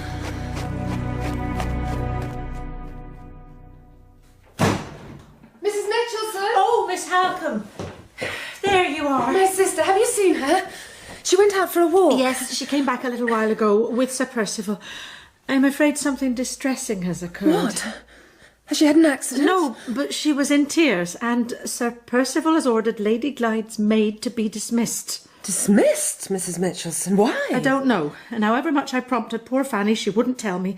She says she'll stay in the village inn tonight and then go back to Cumberland. She has no friends here, she says. Where is Lady Glyde? In her bedroom, but you can't see her. Why ever not? The door's been locked. Sir Percival's orders. I found Sir Percival in the library, along with the Count and Madame Fosco. They fell silent as I entered. Am I to understand, Sir Percival, that my sister is being kept under lock and key? Yes, that is exactly what you are to understand, and perhaps you should take care, Miss Halcombe, that the same treatment isn't meted out to you. What? Percival! How dare you? How dare you threaten me? How dare you treat your wife in this fashion? There are laws in England, you know, to protect women from cruelty and outrage. If you hurt but a hair of Laura's head, if you try to interfere with my freedom, I will have recourse to those laws, I assure you. You see, Fosco? You see? What have you got to say now? I say what I said before.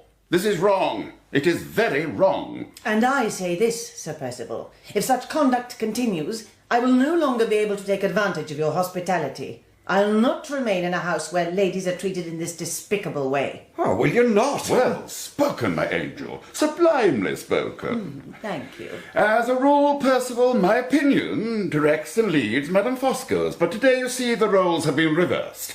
My angel, I'm at your service. If you wish us to leave this house, then leave we shall. So, Percival, what now? What do you say to that? Have it your own way. Have it your own way, damn you, and see what comes of it. Oh, before you go... Yes? The key to Lady Glyde's room, if you will be so kind. The Count, once he had received the key, handed it to me with great ceremony, and I hurried up to Laura's room. Laura, it's Marion! Marion, dearest. Oh, how glad I am to see you. You persuaded Sir Percival? No, I'm afraid it is due to the Count that I am here, and to your aunt. Now, Laura, you must tell me everything.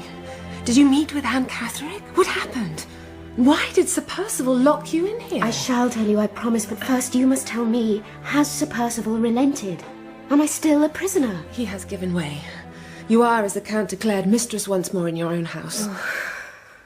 You know, Laura, I am becoming ever more wary of Count Fosco.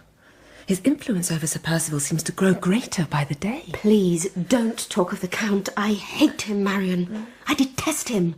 He is the vilest creature on earth. Laura. He is a spy, an informer. Shh. There's someone outside.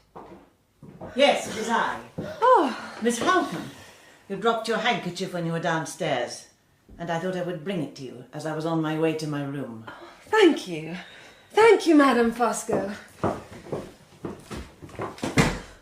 Laura, she heard everything you said. Yes, well, what I said is true. I do detest the Count, and he is a spy. He's been spying on you, Marion, and he was spying on me and Anne Catherick yesterday. He overheard a part of what she said to me. He knew that I was to meet her today, and he advised Sir Percival as much. Where is the note, Laura? Sir Percival has it. Sir Percival? He was waiting for me. I just had time to read it, and then he suddenly appeared and took it from me. Oh, Laura! He demanded to know what Anne Catherick said to me yesterday, every word, from first to last. And? Did you tell him? I was alone with him, Marion. He was gripping my arm so tightly. He was beside himself. He was like a madman. You told him everything? Yes. But he's certain I know more, and he swore he'd force the truth out of me. He thinks I've discovered his secret and told it to you. He's afraid that Fanny might learn of it also. That's why he's dismissed her, I suppose. Laura, I think we are in great danger. Yes. But what are we to do? I must write to your uncle. Tell him something of what has happened. Of the way Sir Percival has treated you. Oh, but the disgrace of it. The disgrace will be Sir Percival's, not yours.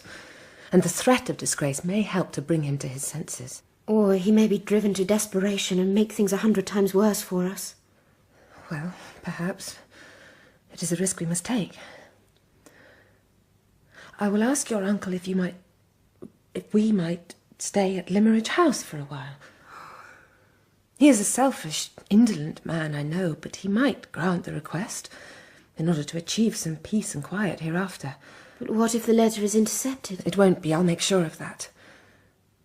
Mrs. Mitchelson said that Fanny was staying at the village inn tonight before starting for Cumberland tomorrow. Yes. Oh, poor Fanny. She is a girl who can be trusted, I know. I'll give her the letter, and she can deliver it herself. First, though, I have an unwelcome but pressing appointment. I must speak with the Count, though it will sicken me to do it, and apologise for what his dear wife overheard just now. I am afraid of him, Laura, and he must be appeased.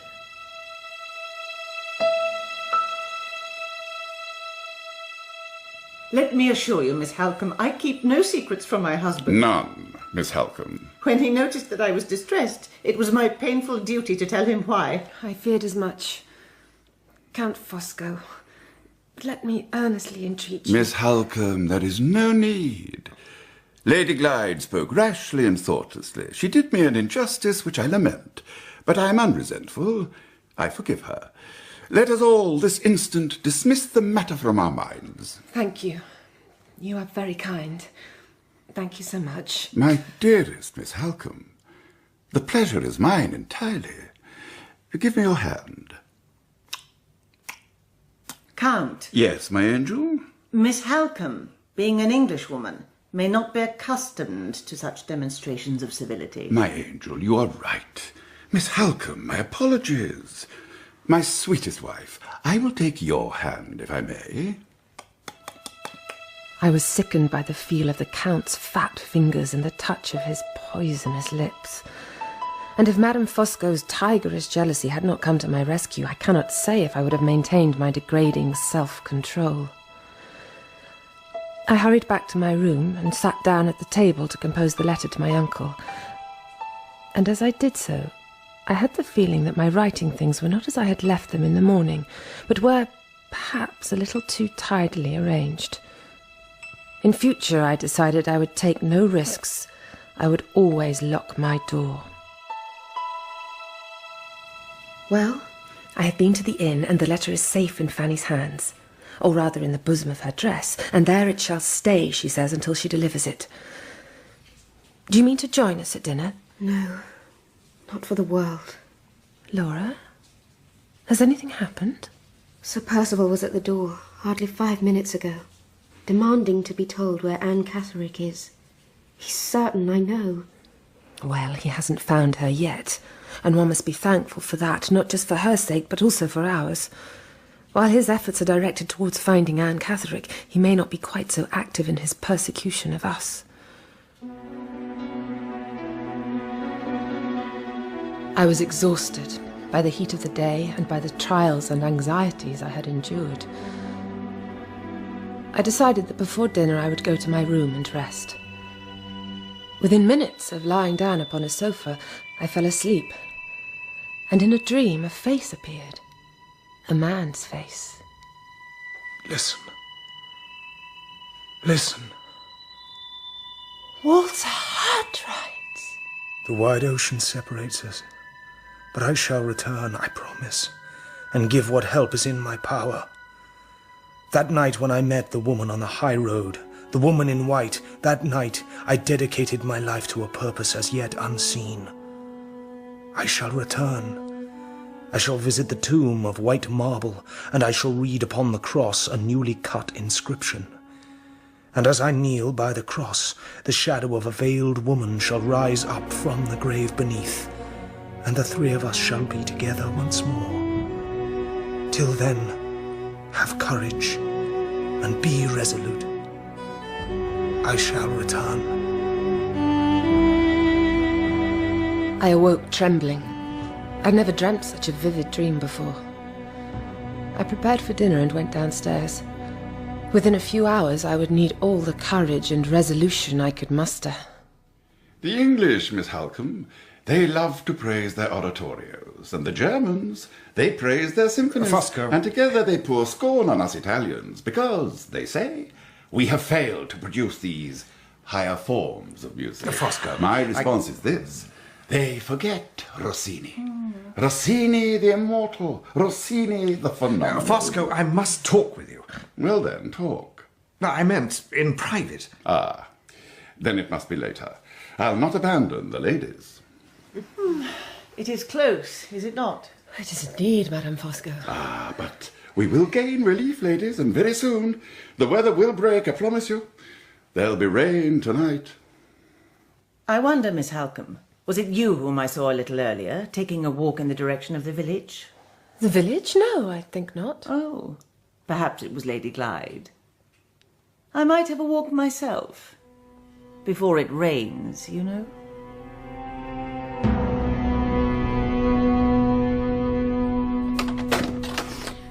Madame Fosco. Good evening to you, my dear. No, please, sit down. What an unfortunate business it is, you having to leave us, and so suddenly. Yes, your ladyship, it is. My reason for coming here, Fanny, my dear, is that I have 1 or 2 messages which Miss Halcombe forgot to give you. Oh, but... Yes, Fanny? Miss Halcombe has already given me a message. Has she? For Mr. Fairlie.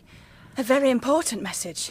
Well, these are additional messages, my dear. But before anything else, why don't you and I have a cup of tea?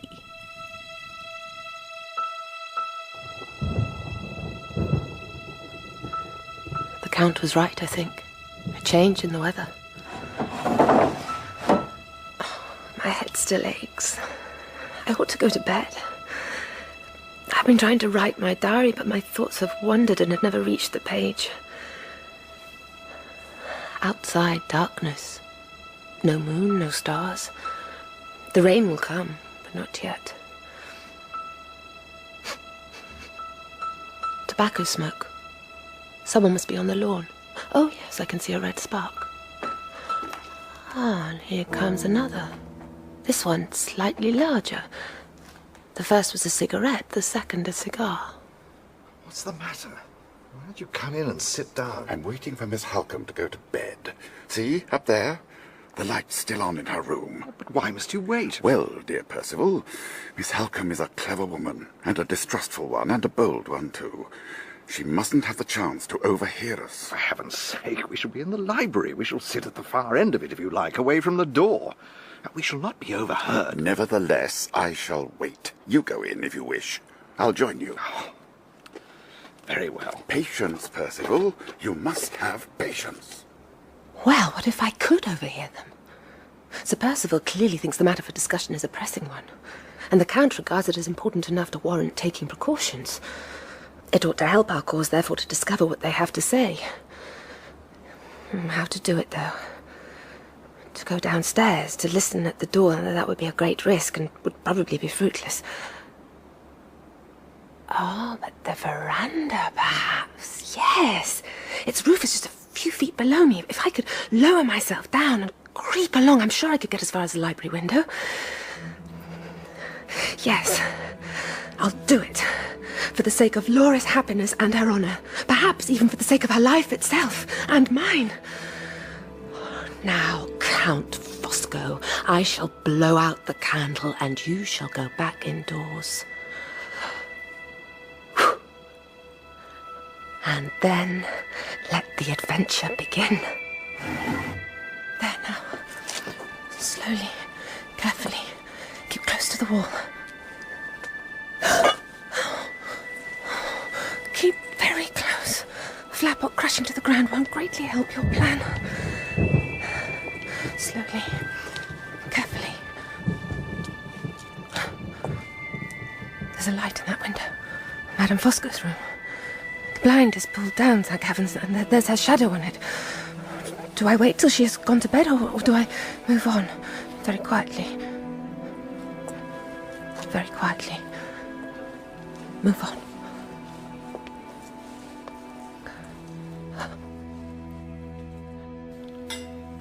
Will you have a brandy? Thank you, Percival, but no. Eau sucrée, nothing more. Sugar and water for a grown man? You can mix it yourself. Very well. So, yes? We must take action. Yes, and we must take it soon. We are at a crisis, Percival. My crisis, perhaps, is a little less critical than yours, being a matter of some hundreds of pounds, in contrast to the thousands you are owing. Those hundreds, Fosco, you owe to me. Indeed, we both need money. My wife's money. Yes, but how to obtain it? Are we to use threats and brute force as the lower orders prefer? Or may we not find, as men of education and refinement, that quiet determination is the better way? Bear in mind, Percival, we are dealing not merely with your wife, but with her sister too, who is sharp-witted, strong-minded, an altogether unusual example of her sex. A fine, glorious creature. I drink her health in my sugar and water. Do so. Damn the woman, I say. Damn the pair of them. Ah, you see? You've allowed them to provoke you. And that is why you have failed. From now on, therefore, you should leave the whole business to me. Tell me, Percival, how much do you hope to get from your wife? 3,000 a year, once her uncle has died. Is the uncle old? No. Is he ill? No, he pretends to be. And the 3,000 a year is all that you can expect? That's right. Unless she dies, of course. Yes, of course. At last. At last. It's starting to rain. Unless she dies. Oh, God. If she were to die, what then? Well, assuming there were no children. Is it likely that there will be? No, Fosco. It is not likely at all. Then you would get how much? £20,000. 20,000? Good.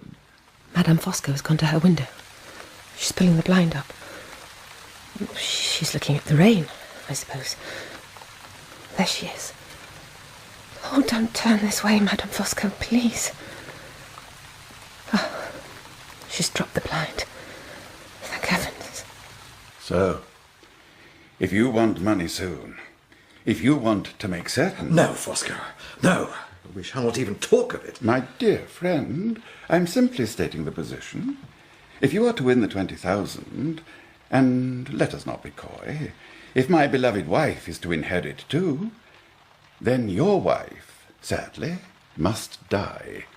It's very simple. Simple it may be, but I'll not have it, Fosco. I'm being practical, that's all.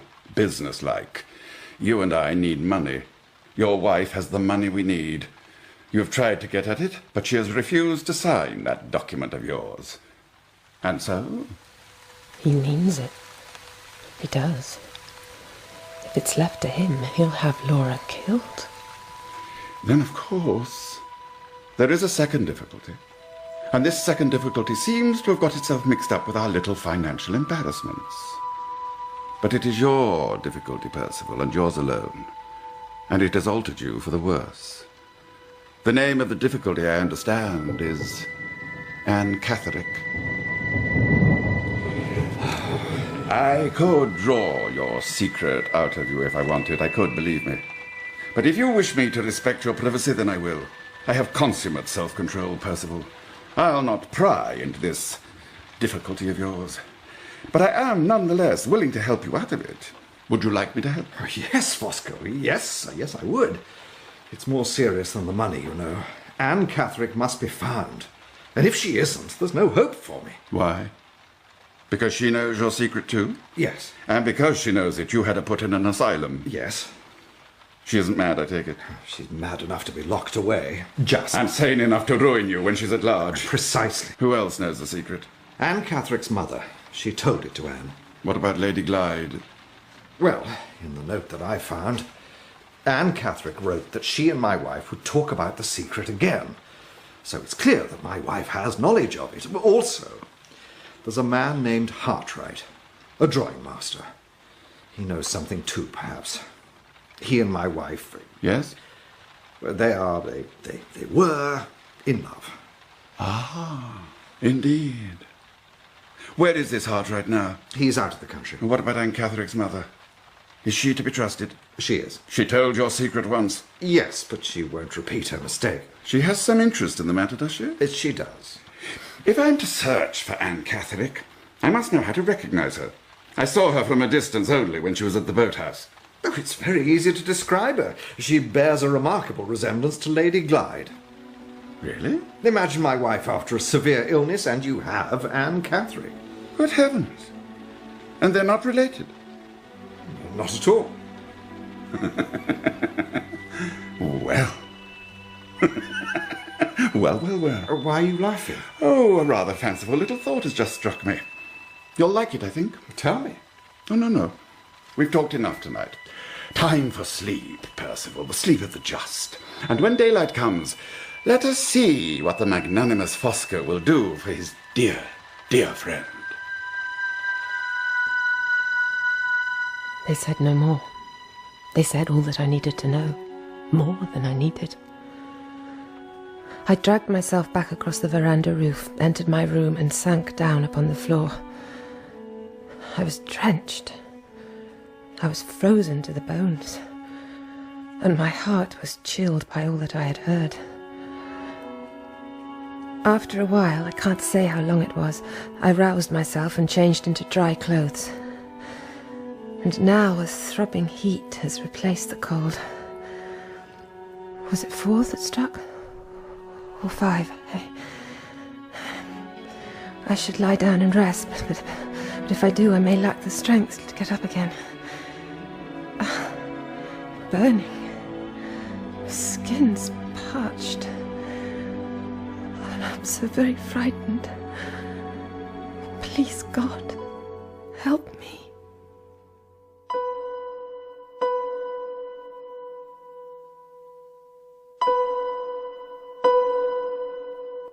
Tell me, Mrs. Mitchelson, how is the patient? Still in a fever, sir. Did you give her the mixture I made up? I tried, sir, but she refused. Sir Percival has sent for the doctor, of course. Well, let us hope that he's a man of competence. Mr. Dawson? Oh, yes, certainly he is. Now, you may think so, Mrs. Mitchelson, but forgive me. You're not fit to judge. Lady Clyde, I suppose, is greatly distressed. She is, sir, she is. She was out in the rain, sir. Miss Halcombe, I mean. Last night? Last night, sir. That's what has started her illness, I'm certain. The maid found a pile of clothes in Miss Halcombe's room. Soaked through they were. That's strange. That's very strange.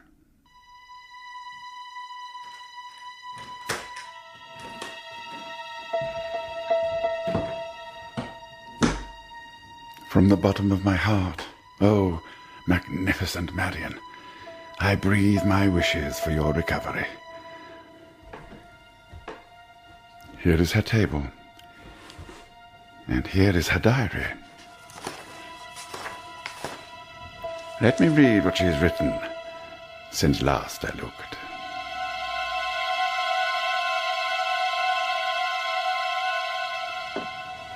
Mr. Fairlie? I am he. You, I am given to understand, are called Fanny, and you are Lady Glyde's maid? I was, sir, till yesterday. Something is creaking. Creaking, Mr. Fairlie? Yes. Very loudly. Please make it stop. Well? I have a letter for you, sir. From whom? Lady Glyde? No, sir, from Miss Halcombe. Put it on the table. Don't knock anything over.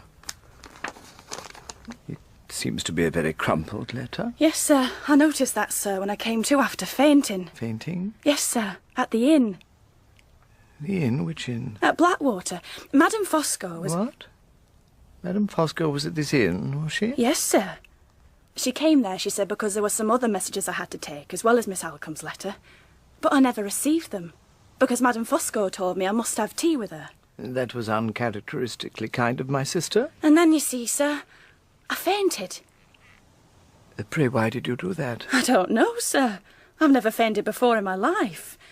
And then when I came to, Madame Fosco left. I think it may be the stays, sir.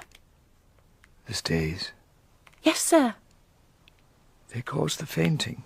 No, sir. They're making the creaking noise.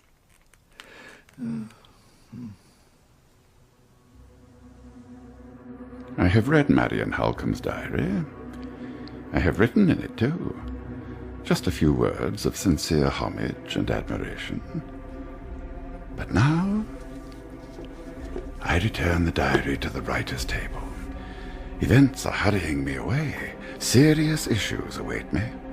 Vast perspectives of success unroll themselves before my eyes. I, Fosco, must embark upon an extraordinary enterprise.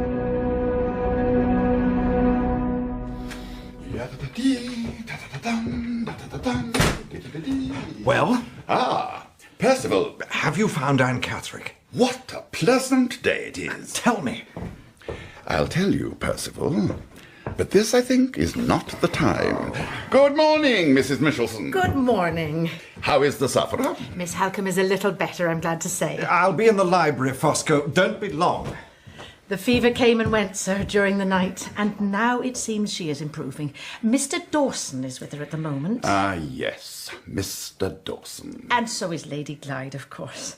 She won't leave her sister for a minute. Oh, she does cry so, and is so very anxious and fearful. Well, Mrs. Michelson, there is help at hand. For Lady Glyde, for my wife, who has done her share of the nursing duties, and indeed for you. I've sent for a woman of excellent conduct and capacity, who is known to my wife as a person to be trusted. Don't tell Mr. Dawson. He will, I'm sure, look with a prejudiced eye on anything that I provide. Ah, here is the good doctor himself. What news, Mr. Dawson? Can it be true there is improvement? It is true, though the illness is still a cause for great concern. I suppose, because you think Miss Halcombe is making progress, that you will persist in the saline treatment that you are giving her. Certainly I will, since it's justified by my professional experience and by its effect upon the patient. Might I offer some advice? Why should you? Are you a doctor? I have studied medicine. Perhaps you have, but it's not my habit to consult with amateurs. Well, let me make an inquiry then. I wonder, as you are a little way removed from the centres of scientific research, whether you've heard of the use of ammonia and quinine in the treatment of debilitation. Also of the palpable benefits of mesmerism. And if you... Sir, please, no more. If you were a trained and practised physician, sir, I would gladly discuss such matters with you. But you are not. Therefore, goodbye.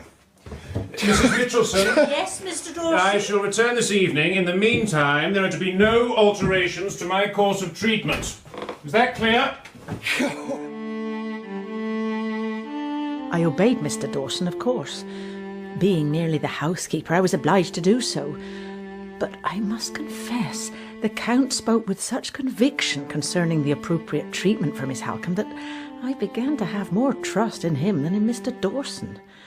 And it was clear to me that the patient was slow in making progress. Well, Mrs. Mitchelson? She had an indifferent night, I'm afraid. Oh, I'm sorry to hear it. Before you go up to see her, Mr. Dawson, Yes? I should warn you, there is a nurse with her. A nurse? Who arranged this? The fat foreigner, I suppose. Mr. Dawson, really? The man to whom I suppose you are referring is a nobleman, a member of the highest aristocracy. Yes, and he wouldn't be the first quack with a handle to his name. He's a charlatan. He's an infernal meddler, too. He should have spoken with me first. Should have sought my permission. Where is he? Oh, Count Fosco's not in the house. He's gone away. Oh, for good? No. Just for a few days, I think. On business. The nurse is perfectly competent, Mr. Dawson. Truly, she is.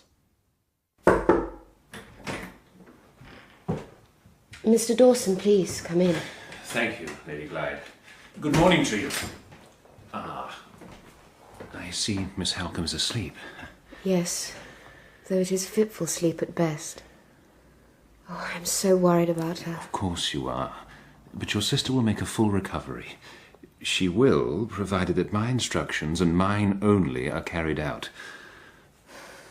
What is the name of the nurse? Mrs. Rubel. Good morning, Mrs. Rubel. Good morning. Pleased to meet you. I wish you weren't here. I don't think I want to trust her. Well, Lady Glyde, I won't seek her dismissal yet, but I assure you, if I have reason to complain of her, she'll go at once. Tell me, Mrs. Rubel, have you been seated over there since you arrived? Yes. Can you perform your duties well, do you suppose, while you are sat at the window? Miss Halcombe has been asleep all this while. She does not yet know me. If I were to sit at her side, I might alarm her when she wakes. Yeah, true enough. You might. Mr. Dawson, forgive me, I'm reluctant to say this to you. Not least because it was suggested to me by Count Fosco. Oh, him again.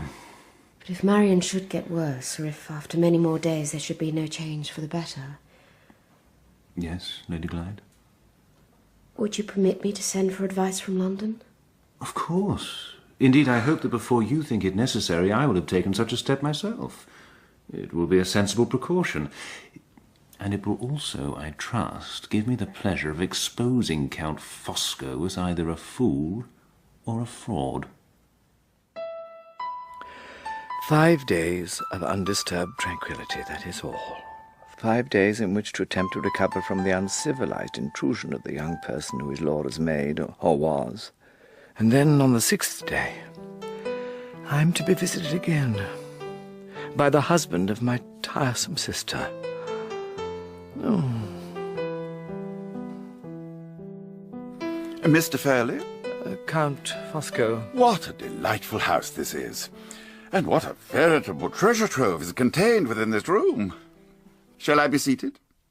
Please, but quietly, if you can. I see that you're in some distress. I'm always in some distress. I'm nothing but a bundle of nerves. Less than a week ago, I must tell you, I was put upon by a young person in service who had a bizarre tale to tell, and a crumpled letter from Marion, Miss Halcombe. Ah, indeed. Miss Halcombe. It seems that Laura, Lady Glyde, has had a falling out with Sir Percival, and Marion, therefore, was demanding that I open Limmeridge House as a refuge for her. Yes, I am aware of this. I have to say I was not pleased by the letter. I think it is very unfortunate and very unfair that, having shown myself to be too considerate and self-denying to add a family of my own to an already overcrowded population, I should be made to suffer for other people's marital mishaps. Mr. Fairlie... If I do have Laura back, is Sir Percival not likely to follow her here? And is he not likely to demonstrate a violent resentment toward me for harbouring his wife? No, not at all.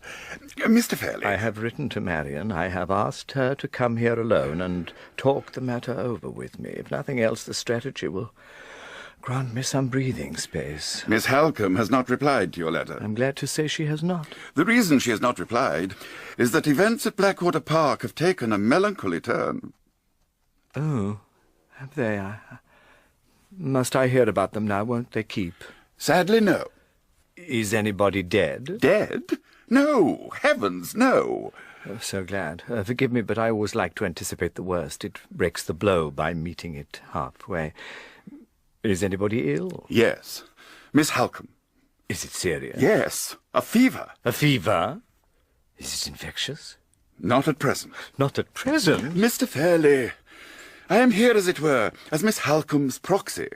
Since she is not well enough to plead her sister's case, I must plead it for her. Oh, must you? She is right. Lady Glyde cannot remain under her husband's roof. You must receive her here, and very soon. You need not be anxious about Sir Percival. I know him. I am his oldest friend. He'll not pursue her here. You have my word on it. So, write to Lady Glyde, if you will. Do your affectionate and honourable duty, and invite her to Limmeridge House.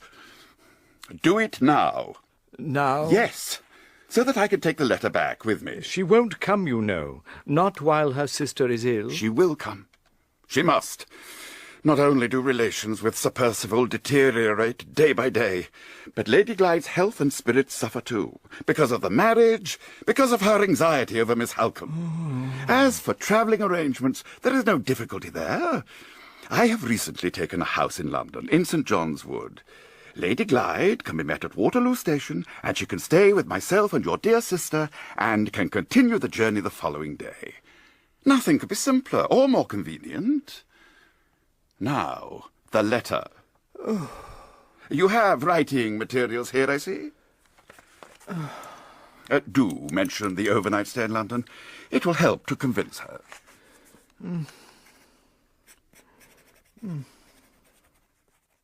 Sir, I must protest. You ought not to have come into the room. But I had no choice, Mr. Dawson. The housekeeper has informed me that Miss Halcombe's condition has greatly deteriorated. So I'm here in the interests of sacred humanity. Excuse me. When did the change occur? Late last night. You should have called a physician from London. I have already done so, and when he arrives I will consult with him, sir, but with no one else. Ah, she begins to wake. You! Yes, my dear Miss Halcombe, it is I. You need have no fear. Go away, please! Go away!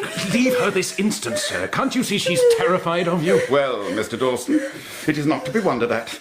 Irrational fears, hallucinations, these are to be expected in one who has contracted typhus fever. Typhus? No, it's not typhus. You're quite mistaken. I assure you, Mr. Dawson, there is no possibility of error. It is typhus fever. And your treatment, sir, is responsible for bringing it on. The Count was proved to be correct, as I thought he would. The physician came from London and confirmed the Count's diagnosis. But he gave us some small cause for hope. We waited. I prayed, as did Lady Glyde, who was very brave. And after 5 days, merciful Providence saw to it that Miss Halcombe's condition improved. The London physician visited again and declared that the patient was out of danger. Ah, Mrs. Mitchelson, come in. I've just heard, sir, that Mr. Dawson will not be returning here. That is correct. He's had something of a falling out with Count Fosco, and his pride, I suppose, has taken a bit of a knock, too. Yes, but, Sir Percival, I do worry that there is no local doctor to attend on Miss Halcombe. No, it's not necessary. The man from London said so. She might suffer a relapse, though, and there is Lady Glyde to consider, too. Ah, Lady Glyde. Her sister's illness has greatly affected her. I almost feel that there should be as much concern for her as for Miss Halcombe. Well, Mrs. Rubell is still here, and she's proved herself to be more than capable. No, your fears, I think, are quite unfounded, and I would ask you, therefore, to give your full attention to a rather more pressing matter. Mrs. Mitchelson, I find that Blackwater Park is something of a drain upon resources at present, and that serious economies have to be made. I want you, in consequence, to dismiss the domestic staff. Dismiss them, sir?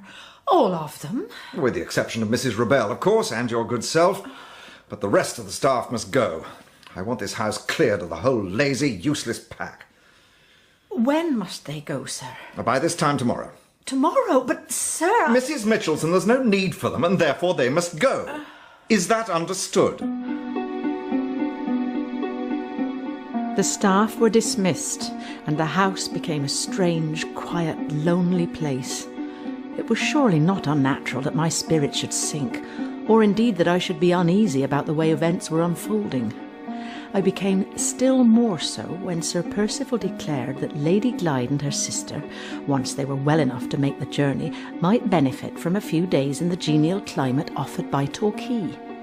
He instructed me to go there straight away and reconnoitre for a suitable place of residence. But I had a suspicion that I was being sent, quite deliberately, on an unnecessary errand. Come in, Mrs. Mitchelson. Thank you. Oh, your ladyship has gained in health, I think, while I was away. I think I have. And what of Miss Halcombe? Yesterday she was no worse, but I've had no news of her at all today. Perhaps you and I should go to her room.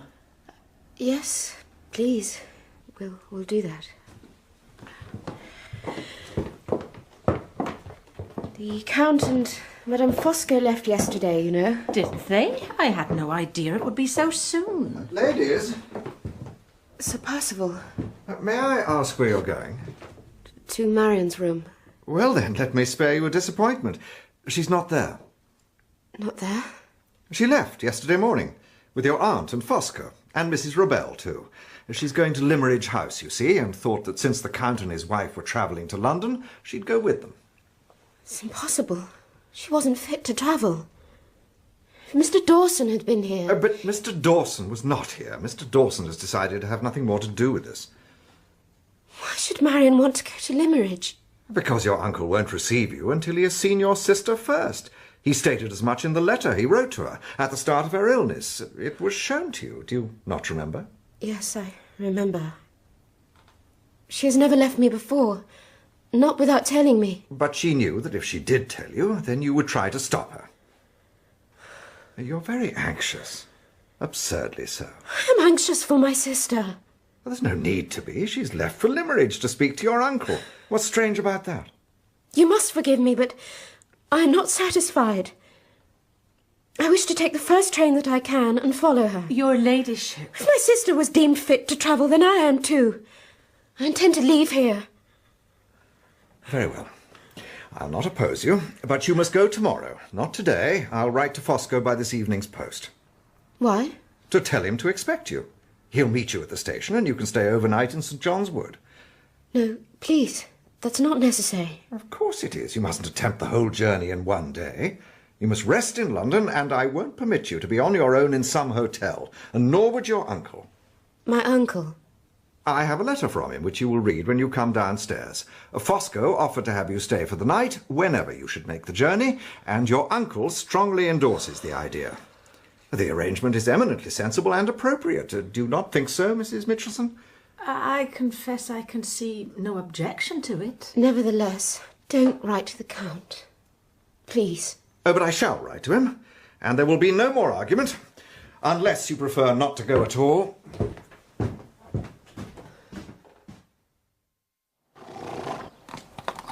The train doesn't leave for half an hour. You have plenty of time. Yes. Please assure me, my lady, that you are going of your own free will. Well, yes, I am. No one compels me, but go I must. I am so fearful for my sister. Ah, here is Sir Percival. You needn't have troubled to wait. Get in, please.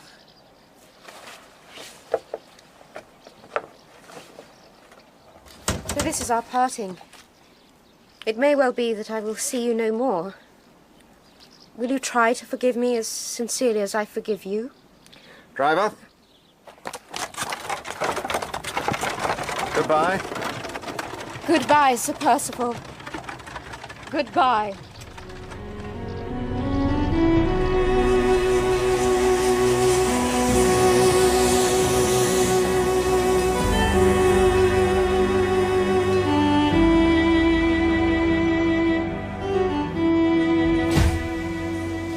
Lady Glyde. Oh, Count Fosco. How good to see you.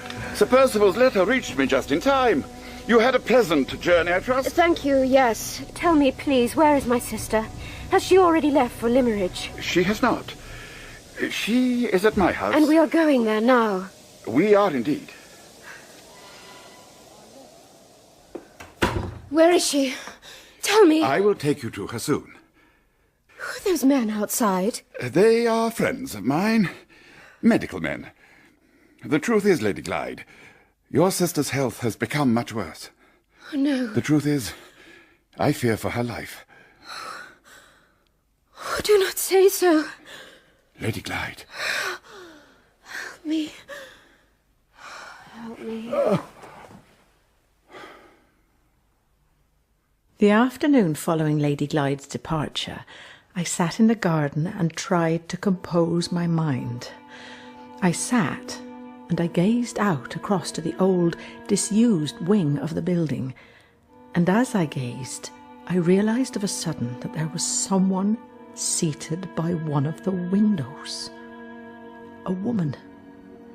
The blood curdled in my veins. The woman, I was almost sure, was Mrs. Rubell.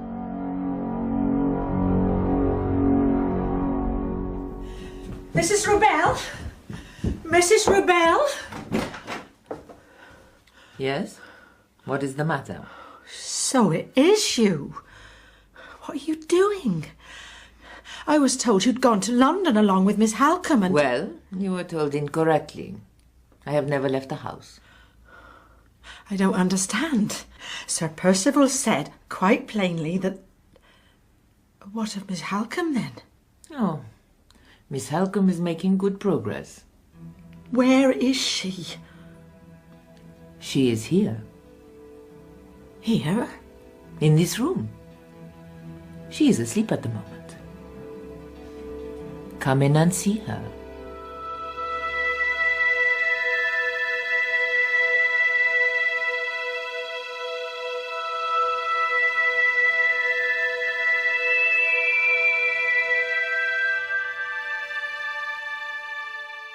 After many adventures, I returned to England in October 1850.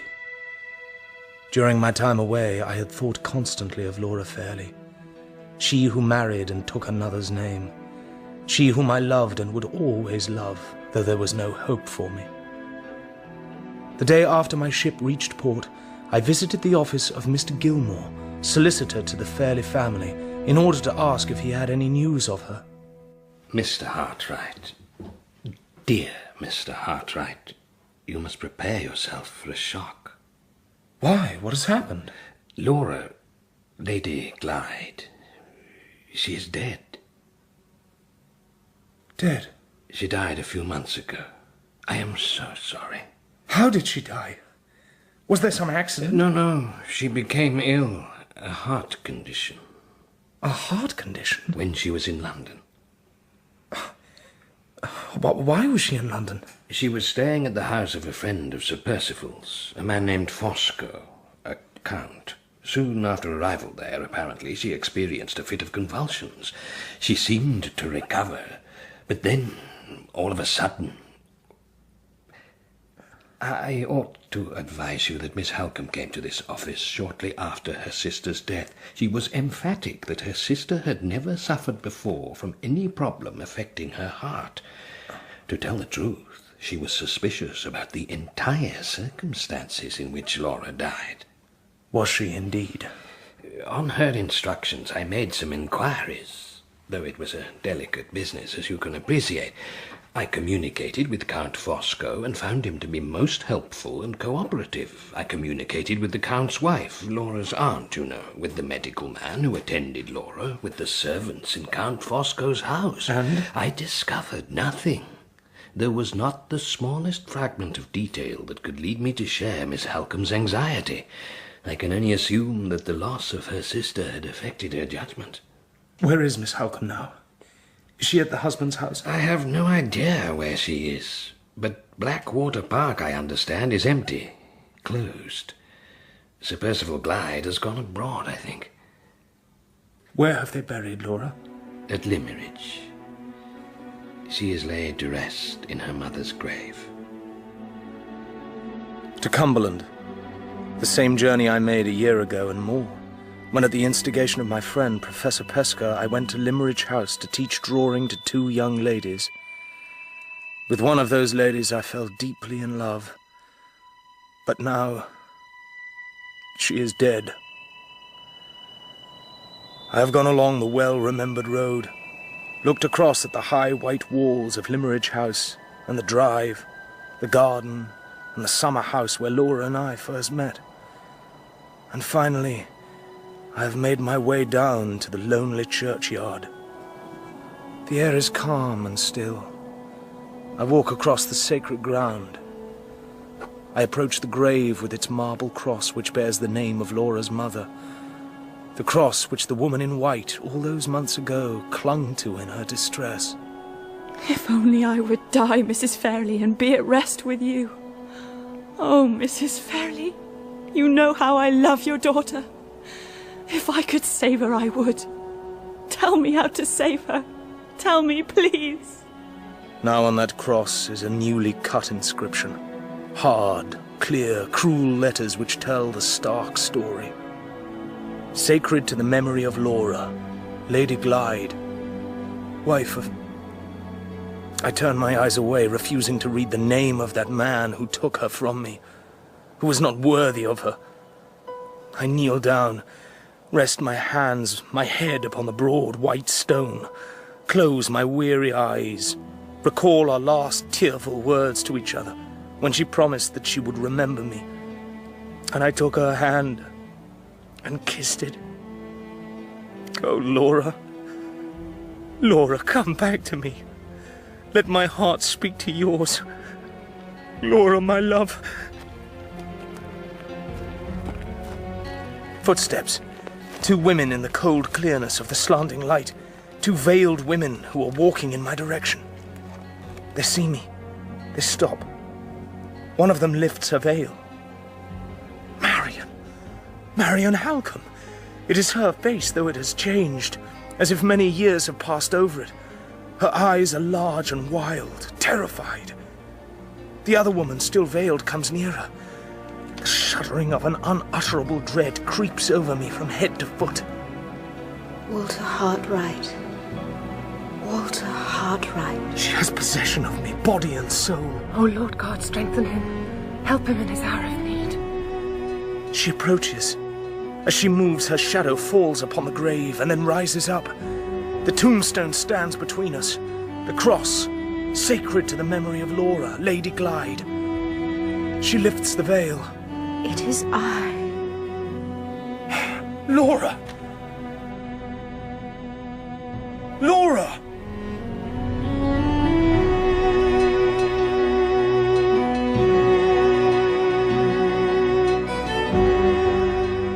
That was episode 3 of The Woman in White by Wilkie Collins, dramatised for radio by Martyn Wade. Marion was played by Juliet Aubrey, Laura by Emily Bruni, Count Fosco by Philip Voss, Sir Percival by Jeremy Clyde, Walter by Toby Stevens, and Mr. Fairlie by Edward Petherbridge. Madame Fosco was Geraldine Fitzgerald, Anne Catherick, Alice Hart, Mr. Gilmore, Sean Baker, Mrs. Mitchelson, Carolyn Pickles, Mr. Dawson, Jonathan Keeble, and Mrs. Rubel, Richenda Carey. The music was specially composed by Elizabeth Parker. The director was Cherry Cookson.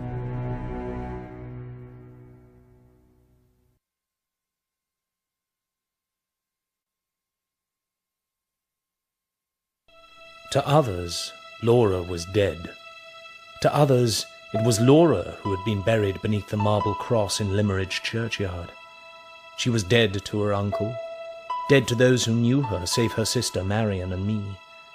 She was dead in the eye of the law, and as a result her fortune had been given to her husband and to her aunt. She was dead. How therefore could she ever be Laura again?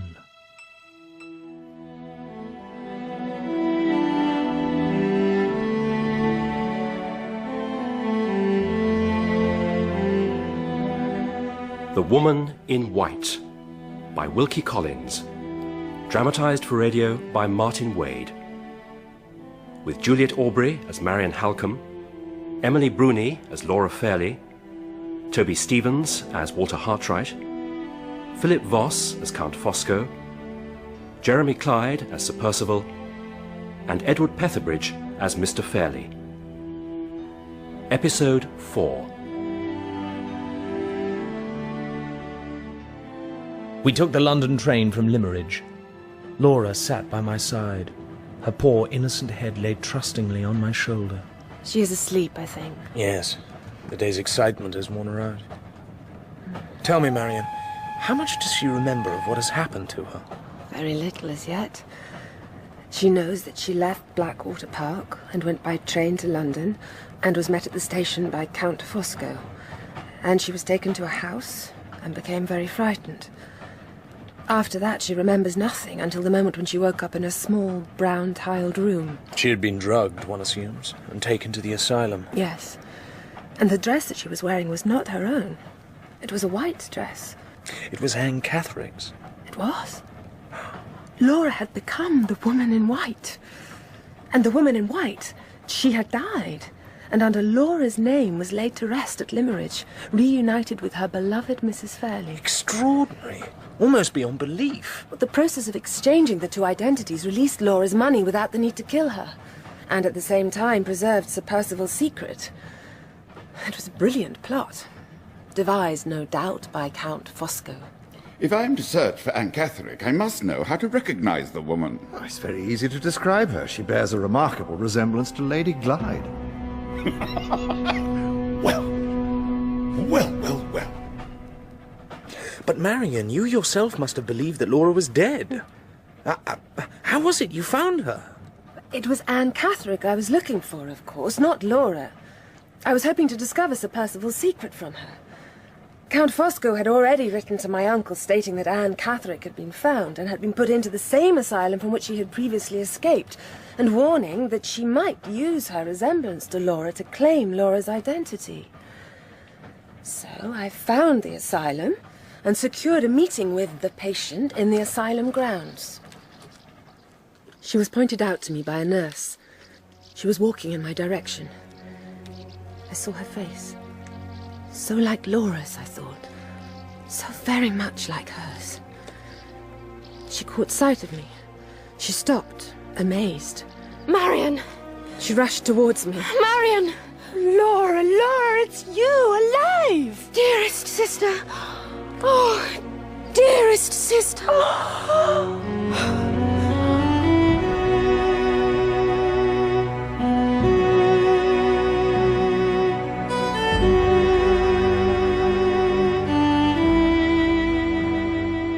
The three of us took humble lodgings above a news vendor's shop in East London.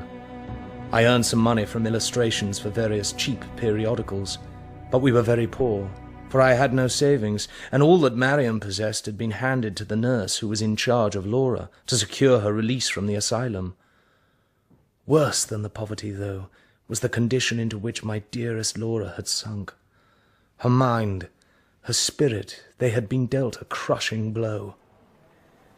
I'd like to show you a drawing, Laura. Do you remember that place at all? Yes, I remember it.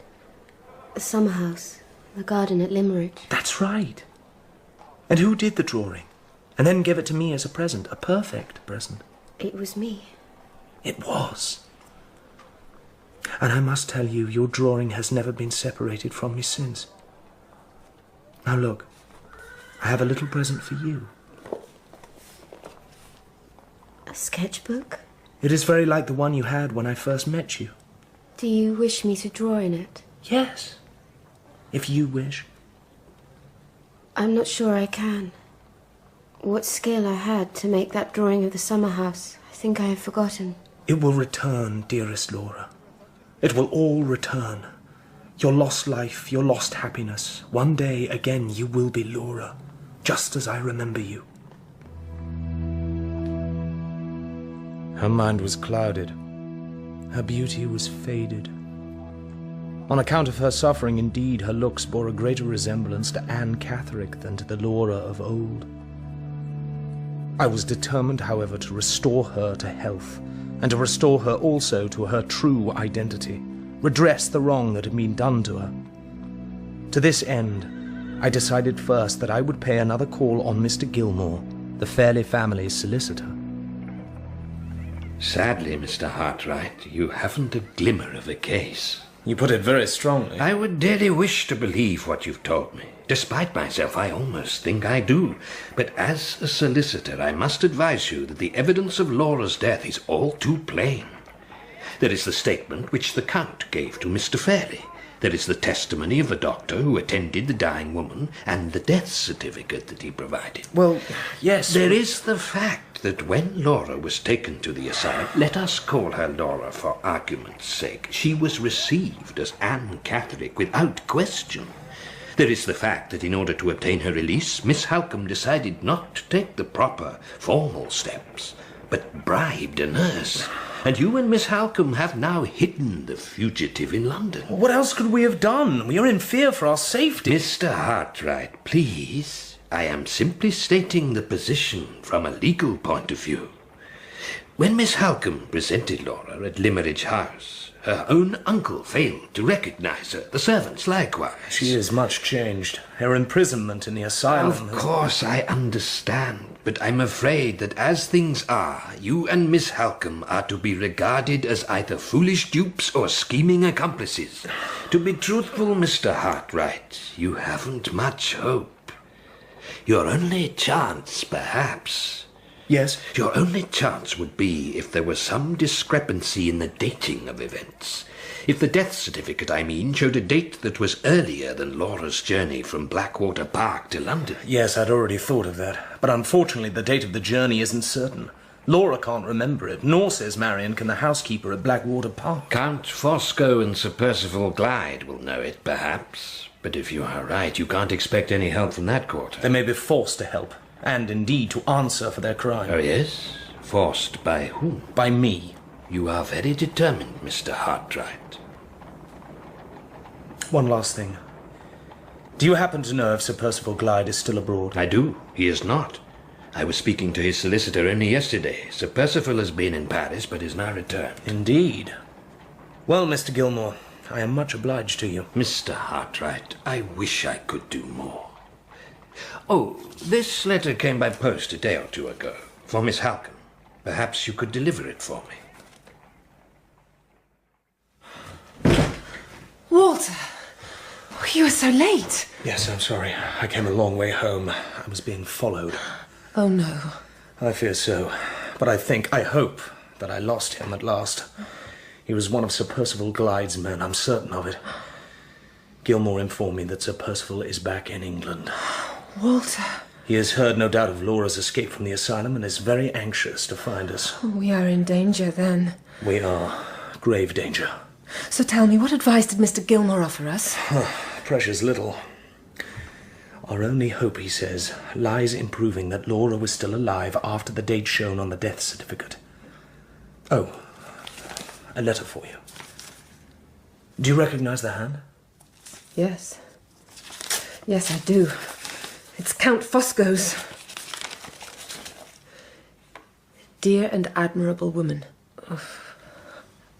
I urge you, dwell in the valley of tranquility, and let the storms of life pass over you. If you have rash friends, encourage them not to threaten the interests of Count Fosco, lest he become a man of action. Let no one cross my path, Miss Halcombe. I will show no mercy. He's trying hard to frighten us, a sign, perhaps, that he is a little frightened himself. So, we should frighten him still more if we can. And Sir Percival, too. The proof that Laura didn't die. The proof that we must show the world. I'll get it from them somehow. You begin with the Count. For my sake, Walter, pursue him first. But for Laura's sake, I must begin where there is the best chance of success. Yes, yes, of course. The Count has no palpable weakness. Sir Percival, however, does. His secret, yes! When Sir Percival agreed to the plot against Laura, it wasn't merely money that drove him. He still thinks, that Laura knows enough to ruin him, that she was told it by Anne Catherick. Marion, my old superstition still clings to me. Though the poor creature is dead in her grave, the woman in white shows the way to the appointed end. My mind went back to that first meeting with Anne Catherick. I have a friend in London. She lives in Guildford Street. Promise you won't stop me from seeing her. Guildford Street, where Mrs. Clements, her faithful protectress, was living. I resolved to begin my search for the secret there. I blame myself for her disappearance. You mustn't do that, Mrs. Clements. Oh, but I do. We were in Hampshire. We were staying near Blackwater Park, and I met a foreign gentleman. A count he was. By this time, Anne was quite ill. She had a heart condition, I think. That's right. It seemed to come on after she heard that the day of the wedding was fixed. Between Sir Percival Glyde, you know, and... Yes, I know. And when I told the Count about Anne's illness, he gave her a medicine, which made her feel stronger. He was most kind. And Anne had something very important to tell Lady Glyde. But the Count said that the lady had gone up to London, and that we should do the same, and meet her there. So we went up, and Anne stayed with me for a few days. And then the wife of the foreign gentleman called for Anne to take her to Lady Glyde, and they went away in a cab. I haven't seen her since. Mrs. Clements, I cannot help you find her. Indeed, you should not hope that she will ever be traced. Oh. Oh, no. But you can help me, Mrs. Clements, by giving me the information that I seek. About Anne and her family. You have known her, I believe, since her childhood. Oh, I nursed her from a baby, sir. The first time she said mother, she said it to me. Well, perhaps you can tell me about her actual mother, Mrs. Catherick. Were you a neighbour of hers? Oh, yes, sir. At Wilmingham. Which is some 25 miles from Blackwater Park, I believe. Oh, that is right, sir. It was her husband who brought her to the town when he became parish clerk. Before that, she'd been in service at Varneck Hall near Southampton, which was owned by a friend of Mr. Philip Fairlie. The same Fairlie who was Lady Glyde's father? Yes, but that's by the way. Mrs. Catherick, she held herself uncommonly high, she did. Thought she was far too good for her husband. Well, I don't like to speak ill of anyone, sir, but she is a heartless woman, with a terrible will of her own. And she's not a stranger to scandal either. Scandal? Yes, sir. There was another man, a gentleman so-called. His name? Sir Percival Glyde. Did the husband ever find out about his wife's relationship with Sir Percival? Oh, yes. Well, he'd suspected already because he'd discovered various gifts she'd had from Sir Percival. But then he came upon the two of them near the vestry of the church, and they were whispering together. The men came to blows, and Sir Percival was the stronger and beat the husband in the cruellest manner. And that same night, the husband left the town and was never seen in Wilmingham again. And Sir Percival? Oh, the place was too hot to hold him. He left soon after. But Mrs. Catherick, despite the scandal, she stayed on. She did. The brazen hussy. She told everyone she was the victim of a dreadful mistake, that she wasn't a guilty woman, and that she wouldn't be driven out. You haven't yet explained how it was that Anne was trusted to your care. Very simple, sir. Mrs. Catherick seemed to hate the helpless little creature from the day it was born, and there seemed to be nobody else to look after her. But when Anne was 10 or 11, Mrs. Catherick took her away from me. Took her to Limmeridge. Ah, yes, because Mrs. Catherick's sister was there and was dying. Mrs. Catherick went to nurse her. Well, she thought her sister had some money. That was her only reason. And after that, Mrs. Catherick wouldn't let Anne stay with me. She liked to distress us by keeping us apart. I moved to London, and I wrote to Anne from time to time, told her that if ever she was in trouble, she should come and see me. Which she did, after she escaped from the asylum. Yes. Oh, poor Anne. My initial inference, of course, was that Sir Percival's secret must be connected with Mrs. Catherick's disgrace. But from what you say, the disgrace wasn't a secret at all. Not in Wilmingham, at least. Exactly, Marion. And it seems Sir Percival made no attempt to take Mrs. Catherick away from the town. It's as if he were happy for her to stay there. Yes. So perhaps Mrs. Catherick was speaking the truth when she said there had been a dreadful mistake. Perhaps Sir Percival even encouraged the notion of Mrs. Catherick's disgrace to divert from himself some other suspicion. So when he and Mrs. Catherick had their encounters, they weren't pursuing a liaison at all. Not an amorous one, at least. They were meeting for another purpose. What purpose, though? Well, I must pay a call on Mrs. Catherick, must I not? And do my best to find out. Morning came. I packed a bag for the journey to Wilmingham and sat down to speak to my poor, dearest Laura. You are going away? For how long? Not long, I think. And when I return, I can give you more lessons in your drawing. You're not tired of me, I hope. You're not going away because you're tired of me. No, Laura. I'll try to get better, I promise. I'll try not to be so pale and weak and useless. I'm such a burden at present. Laura. You will start liking Marion more than me. My dearest. You will, because I'm so helpless. Laura, listen to me. One day you will be well again. I know you will. But whether you are well or not, I love you. I love you as much as I have ever done, and I will love you forevermore. Remember that. Please, my dearest.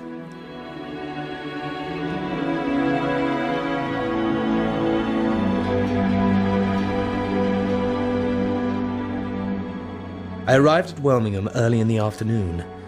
I walked through its prim, torpid streets, and found Mrs. Catherick's house in an arid square set around a bare plot of grass. Mrs. Clements had given me a discouraging impression of Mrs. Catherick, so it was with little optimism that I knocked upon the door of number 13 and was shown into a little room with big patterned wallpaper and cheap furniture. You have come, my maid tells me, to speak about my daughter. Yes. I am afraid that she is dead. Ah, is she? Well, then I suppose I shall have to go into mourning. As you see, there is not much alteration required in my attire. I should also inform you, Mrs. Catherick, that your daughter's death has been used as an opportunity for inflicting grave harm upon a person who is dear to me. There are 2 men involved in this wrongdoing. The name of one of them is Sir Percival Glyde. Indeed? Mrs. Catherick, I am determined to bring Sir Percival to account, and in order to do so I must obtain some information about events which occurred before your daughter was born, when your husband was the clerk of the parish. Oh, I understand. You have a grudge against Sir Percival, and I must help you take your revenge on him, because you think I am a fallen woman who'll do anything you ask for fear you may injure me in the town's estimation. You say that I have a grudge against Sir Percival. But you have a grudge too. Do I? I'm certain of it. Mrs. Catherick, you can help me ruin him. You can help me crush him. I've no wish to help you. Do you not trust me? No. Are you afraid? Of you? No, of Sir Percival. He's a man of some power and influence. Oh, yes. He possesses a fine estate, is descended from a great family. A great family, indeed. Especially on his mother's side. Well, I know nothing about Sir Percival's mother. I imagine that you know very little about Sir Percival. I know a few things, and I suspect many more. Mrs. Catherick, you remember that day when you and Sir Percival were discovered by your husband? You and he had met by the vestry of Welmingham Church. No, you will not ask me about that. Whatever it was that brought you together, it was not a bond of guilty love. Was it, Mrs. Catherick? Get out of my house. I am right, am I not? Leave now. My reference to the church vestry had been little more than casual, but Mrs. Catherick's response persuaded me that Sir Percival's secret must be associated with that place. Also, her snide remark about Sir Percival's mother opened a line of thought about Sir Percival's parentage, which could well have some connection. If there were a marriage register in the vestry of Welmingham Church, might the secret perhaps lie there? 2 men. Look, beyond the churchyard wall. I think I recognize one of them. He followed me when I was in London. Yes, but I wasn't followed from Mrs. Catherick's. These men have been waiting for me. So, my suspicions about the vestry were correct. Sir Percival was afraid that my investigations might lead me to the church, and he's got his men here in advance. Ah, and here's another fellow. If you wish to go inside, sir... Yes, I do. Then I can help you. I'm the parish clerk, sir. Excellent. It's parish records that I wish to see. They are kept in the vestry, I take it? They are, sir. Come with me. Where are you from, sir? London? Yes. Now, this lock is a very perverse lock. It ought to have been changed, as I've said to the church warden 50 times at least. But you see, nothing gets done round here. Not like London. There we are.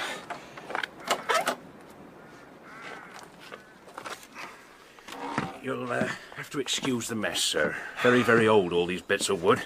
Old and as brittle as crockery. They're meant to be sent away to be mended, but as I say, nothing gets done round here. So? You'd like to look at a register? A marriage register. Right.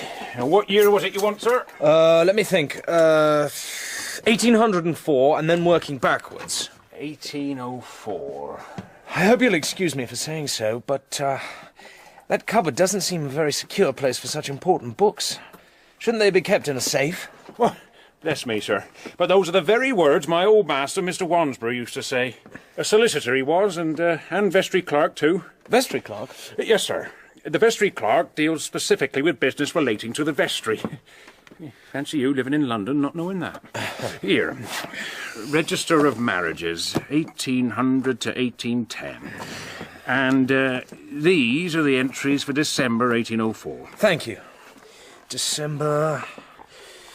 November... So, as I was saying about Mr. Wansborough, fearful as he was that a register might get stolen or destroyed, he made copies of the registers here and kept them in his office in Knowlesbury. Of course, he's long gone, but his son's in the same line and in the same office. It was young Mr. Wansborough got me the position, after the previous parish clerk left in a hurry. Catherick, his name was. Yes, I've heard about him. December 1803... November... Will you be a while, sir? I hope not. October... September... What is the name you're looking for? Glyde. G-L-Y... Got it! Got it! Here, look! Sir Felix Glyde. And the bride's name... Cecilia Jane Elster of Knowlesbury. Where young Mr. Wansborough is. What? Oh, yes. The, writing's very small, sir, is it not? It is. The details have been compressed rather awkwardly at the bottom of the page. And there isn't the same sureness of hand. You know, there is cause here for a little suspicion. I decided I would walk to Knowlesbury. The distance, said the clerk, was not quite 5 miles, and pay a visit to Mr. Wansborough's office. The 2 men were still waiting when I left the church, but they followed me a short distance only. By early afternoon, I had reached my destination. 1803, you said? That's right. September. And the names? Glyde and Elster. Glyde. Are you certain it was September, sir? Quite certain. There's no such entry here. The truth was clear enough. Sir Percival had made a fraudulent entry to the vestry register, and he had done so in order to conceal his illegitimacy, to suppress the fact that he was not truly Sir Percival Glyde. I commenced the walk back to Welmingham, my head full of Sir Percival's secret. His secret is now mine too. One word from me and he loses everything, becomes a nameless, penniless, friendless outcast. Of course, he can't yet know whether I've discovered the secret, but he surely must fear that I'm getting close. Therefore, there's nothing he won't attempt against me. To protect himself, he'd have me killed if he could. In the gloom, 2 shapes. 2 men. Evening to you. Not a pleasant one. Do I go back? Attempt to run past them? Very well, then. I'll stay and fight.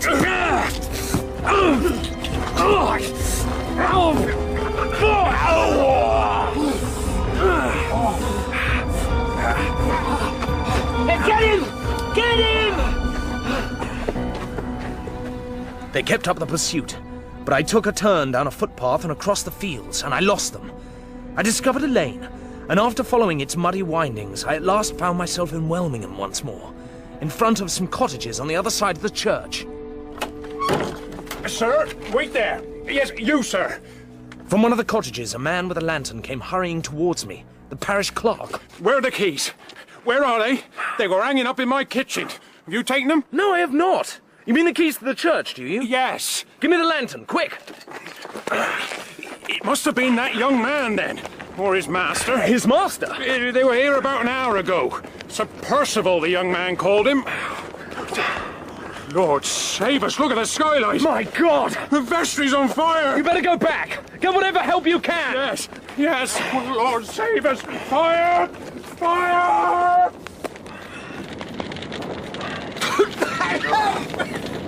Help me! You've locked the door! Yes, I can't turn the key, won't move! Oh, get me out, please! Get me out! The lock may be broken. You're a dead man if you wasted another moment on it. What about the door into the church? No, it's impossible! The flames are too fierce! Well then, get down on the floor! I'll try and climb in through the skylight! Oh, for God's sake, be quick! For God's sake, hurry!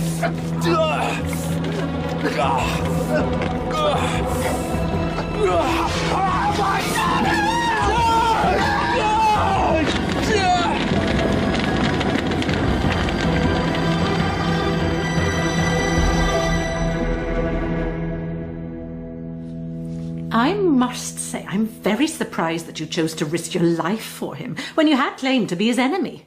That was weakness on your part, I think. As it is, I owe you a debt of gratitude.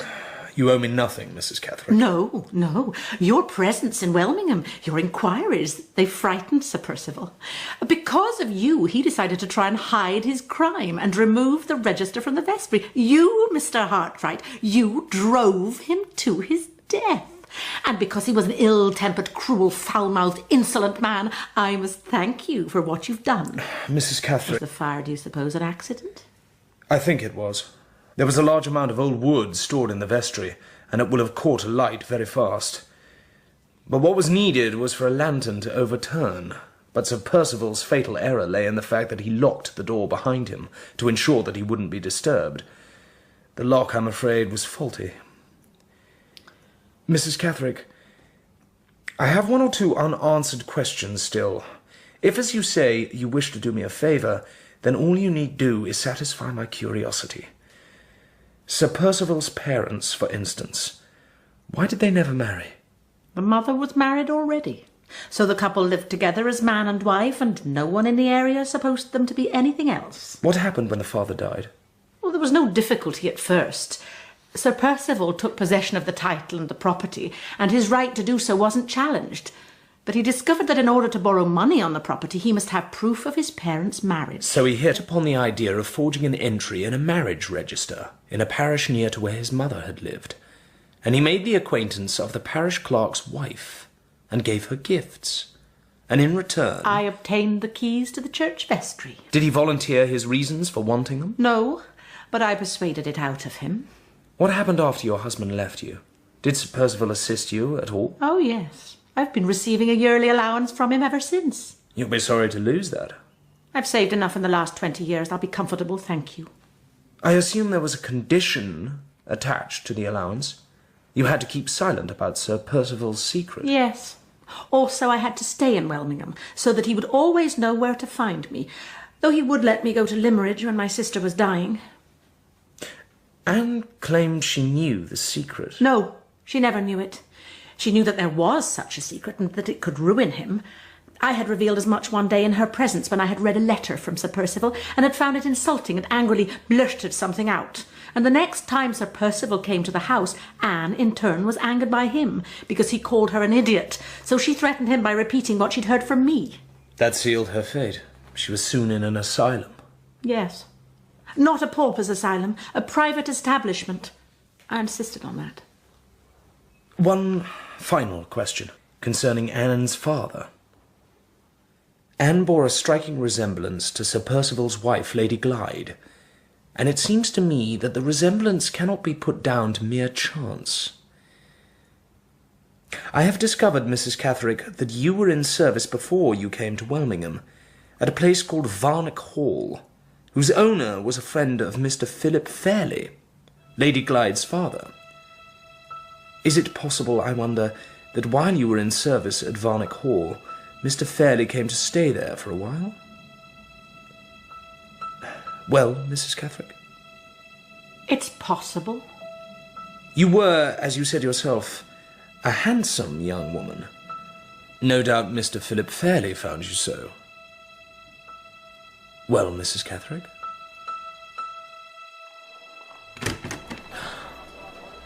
Count Fosco. Yes, dear lady. It is I. How delightful to see you again. What are you doing here? A matter of business. I shall not detain you long. I have a cab waiting, just there.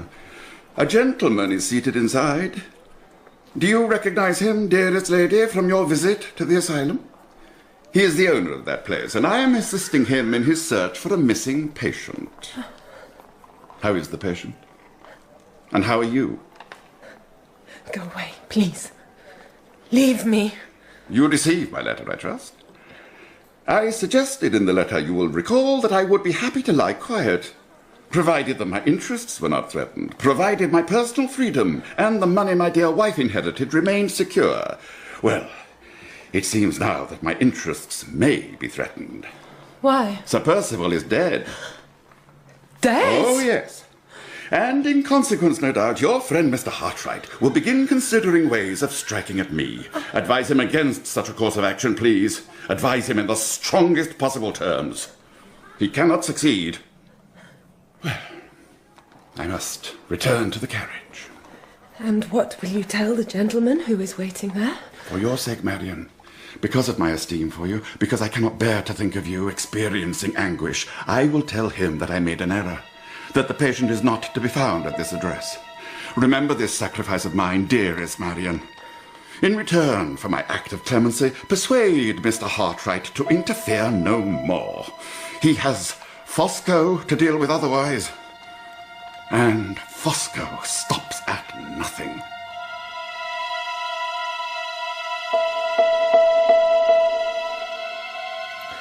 Walter. Yes? The admiration that the Count professes for me, it's real enough, shamed as I am to admit it. But it won't protect you. No, I realise that. I know the danger I'm in, but I must pursue Count Fosco nonetheless, and extract from him whatever is needed to establish Laura's identity. Laura, I take it, does not know that the Count was here. She does not. I have not told her either that her husband is dead. Well, she should not be in ignorance of that forever. Spare her all the details, Marion. Break it to her tenderly. But tell her, please. Because the Count knew our address, we decided to move house, and we took up residence in Fulham. We were peaceful and happy enough, and Laura's progress towards recovery was plainly visible. It is a very fine drawing, Laura. Indeed it is. No, it is merely the best that I have managed since I was ill. It is not a good piece of work. I have no illusions, Mr. Drawing Master. Show me what you have done. Oh. You don't like it? It is of me. Well, there must be some merit in it, then, if you can recognise its subject. But I'm afraid I haven't done you justice. You know, Laura, your face has changed. It's become your own once more. The face I saw at Limmeridge. You are Laura Fairlie again, the Laura of old. And I thank God for it.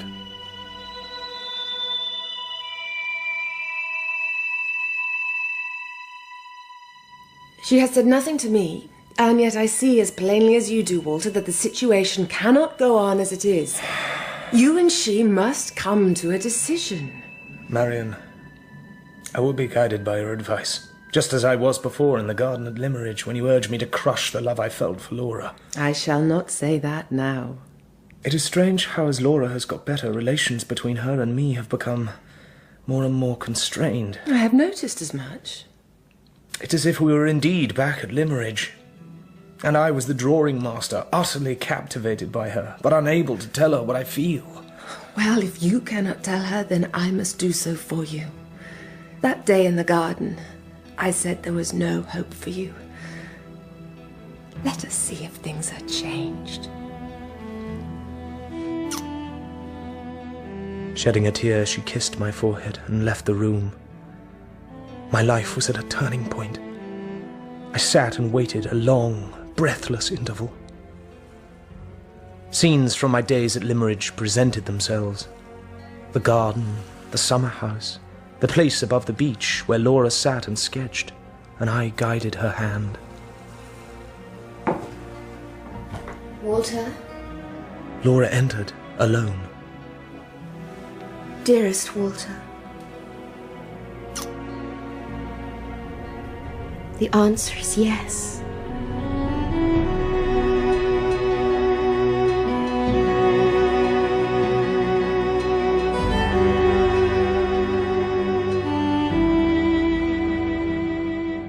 We married, and were very happy. But the shadow of the Count still lay over us. Clearly it will be helpful in the struggle to come for me to know something about the man and his past life, which so far was an impenetrable mystery. I decided therefore to seek help from a friend of mine who was Fosco's countryman. I mean Professor Pesca. Pesca, whose life I had once saved, and who had set me off upon my strange adventure. One evening, I called on him. I took him to the opera.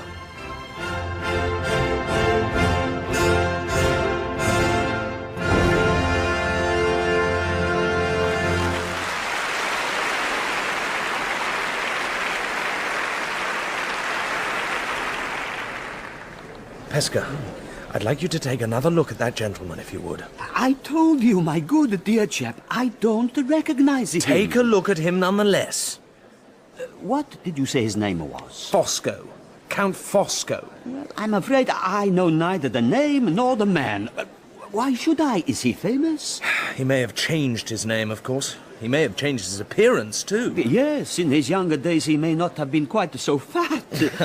Tell me, how are you so sure that he would be here tonight? I've been spying on him. Followed him to the box office this morning. Pesca, he's turning this way. Yes. My God! He's looking straight at me, Hartright. He is. And though you say you don't know him, he certainly knows you. Oh, he stares. Perhaps I'm famous. He doesn't seem very happy. You're right, he doesn't. He's lost some colour. Seeing you, Pesca, has made him thoroughly alarmed. Ah, he's decided to leave. Quick, Pesca, this way. Hurry, Pesca. I think he's escaped us. Yes, the other fellow's disappeared too. What other fellow? There was a fair-haired man with a scar on his left cheek. Did you not see him? He was sitting near us, and when we were talking about the Count, I noticed that he became most attentive. He looked at you, and then looked at the Count, and when we left, he followed us. My good dear Hartright, this is all absurdly confusing and mysterious. Can we return for Act 2? No. Back to your lodgings. Please, Pesca, we need to talk. What the deuce am I to do? I don't understand.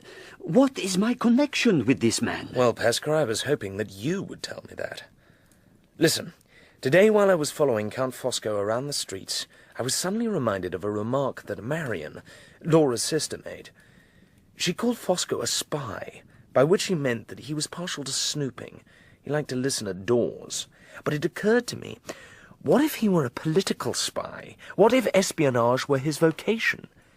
If nothing else, that might explain why he has stayed on in England, even though the crime against my wife was accomplished some time ago. Hartright, I am not a spy. And as far as I'm aware, there are no spies among my acquaintances. But you are an exile from your country, a political exile. And because of that, I thought to myself, perhaps my good friend Pesca has come across Count Fosco and can give me some information about him. Well, you say I was wrong, but Count Fosco, it seems, has come across you. He is frightened of you, Pesca. Why do you suppose that is? Tell me. Count Fosco has done a great wrong to the woman I love, and I want that wrong redressed. Without your help, that may not be possible. Hartright, dear friend, you won your right of obligation over me on the day that you rescued me from drowning, so now I put the life you saved back into your hands. And I tell you what should be told to no man. I am not, in truth, a political exile. I was never persecuted by the government and driven out. I belong to a secret society. That is why I am here. I see. Please, go on. The aim of the society is the destruction of tyranny and the assertion of the rights of the people. I joined it in my younger days on an impulse, and being too zealous, I endangered myself and others in the society. And so I was ordered to England, to wait here, in case my services were needed. I am waiting still. I wonder, Pesca, what would happen to someone who betrayed the society? He would die. No human laws can protect him. Is there any way in which the society's members can be identified? There is a mark which each of us bears. It is branded upon the left arm. I will show you. It is a very small mark, but it lasts for life. From the Count's conduct this evening, one might guess perhaps that he too bears this mark upon his arm. One might guess perhaps that he has betrayed his comrades, and that the betrayal lies heavily upon his soul. Perhaps. 10 o'clock. I must go. And I will tell you where I must go, dear friend. To the Count's place of residence. Now? Yes, if I wait till the morning he may have fled. Pesca, should I not have returned here by 9 o'clock tomorrow morning, you may assume that I have risked all and lost all. I urge you now, for the love that you have borne me, if I do not return, use the power entrusted by the society to which you belong. Use it, I urge you, against my enemy. Use it without mercy and without delay. Within 15 minutes I was approaching the gate of Count Fosco's house. I rang the doorbell, and was at length shown into the sitting room. Bags, boxes, papers and clothes were scattered around. On a table stood a cage in the shape of a pagoda, in which a number of white mice were secured. Amidst this scene stood the Count. Mr. Hartright. Count Fosco. We know each other by reputation. Yes. I am fortunate, I think, in finding you here tonight. You seem to be on the point of taking a journey. I am. Do you know why? Oh, yes. I know why. I can show you why, if you like. All you need do is roll up the sleeve of your left arm. Mr. Hartright. I assure you, you will see the reason there. Before you came to this house, Mr. Hartright, did it by any chance occur to you that I am not a man you can trifle with? Count Fosco, I am not here to trifle with you. I am here on a matter of life and death. But whose life and whose death?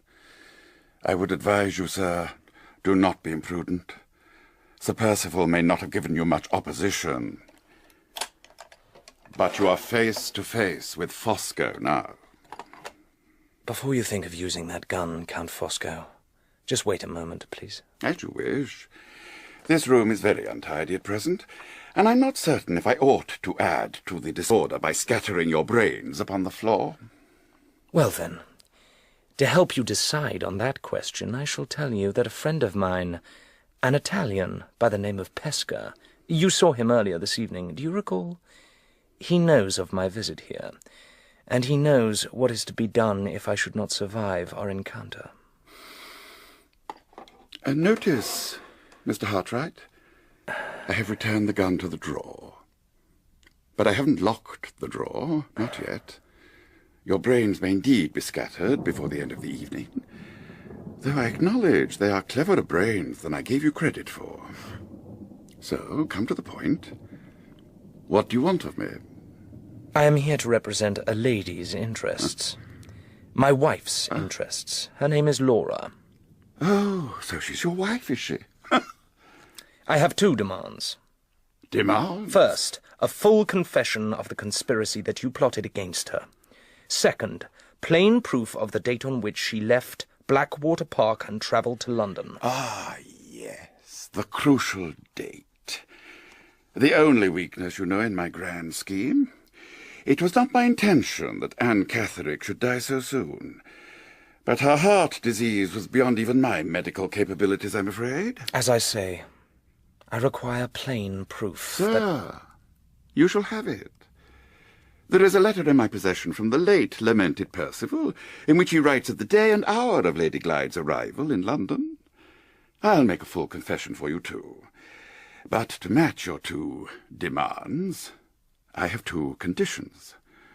First, you will let me and Madame Fosco leave this house. Second, you will remain here in the company of my man of business a full half an hour after we have departed. Well, I accept your conditions. Excellent. Excellent. So, to work. Pens, paper. One of the rarest of intellectual accomplishments, Mr. Hartright, is the ability to arrange and express one's ideas. I possess it in abundance. Do you? He embarked upon the confession. A very full confession, as it transpired, which he wrote with great noise, enthusiasm, and rapidity, and in such a large, bold hand that he completed each page in less than 2 minutes. and as he completed each page, he threw it over his shoulder with his left hand, while already scratching away at the fresh page with his right. Would you like some coffee, Mr. Hartright? No, thank you. Oh, you think I'll poison you? You know, the English intellect has one grave deficiency. It is always cautious in the wrong place. At last, the Count was finished. Done. To my profound satisfaction. The subject is exhausted. The man is not. Eleanor, my angel! So, I shall now sign the document.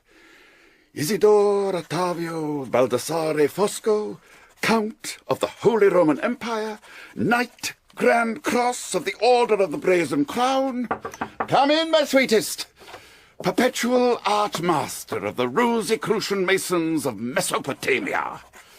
Eleanor, this is Mr. Hartright. Yes, I've heard about you, Mr. Hartright. Madam? Our guest has been detaining me, I'm afraid. But I am now free to complete my preparations for departure. Perhaps you would like to amuse Mr. Hartright, my angel, while I do so? I was listening to what you said to my husband a little earlier, Mr. Hartright. I tell you, if I had been in his place, you would be dead on the hearthrug by now.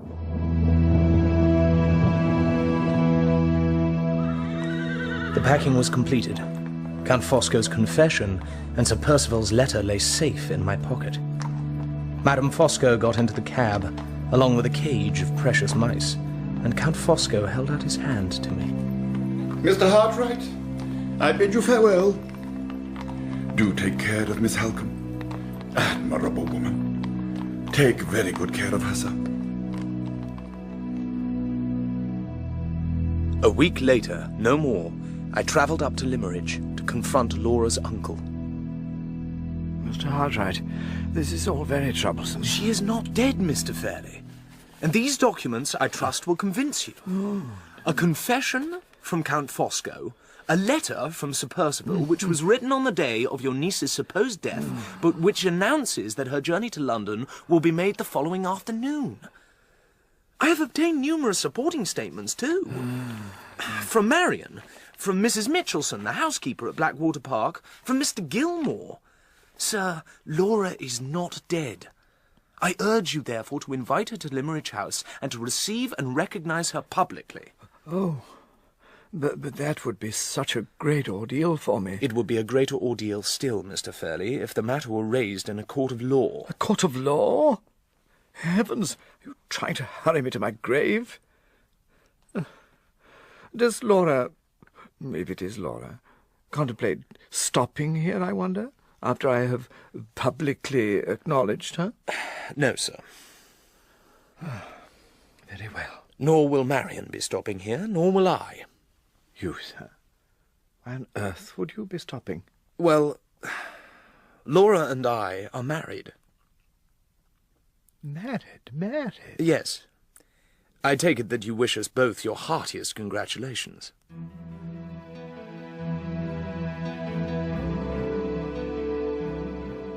It was not long afterwards that an illustrated paper offered me a commission which required me to spend some time in Paris.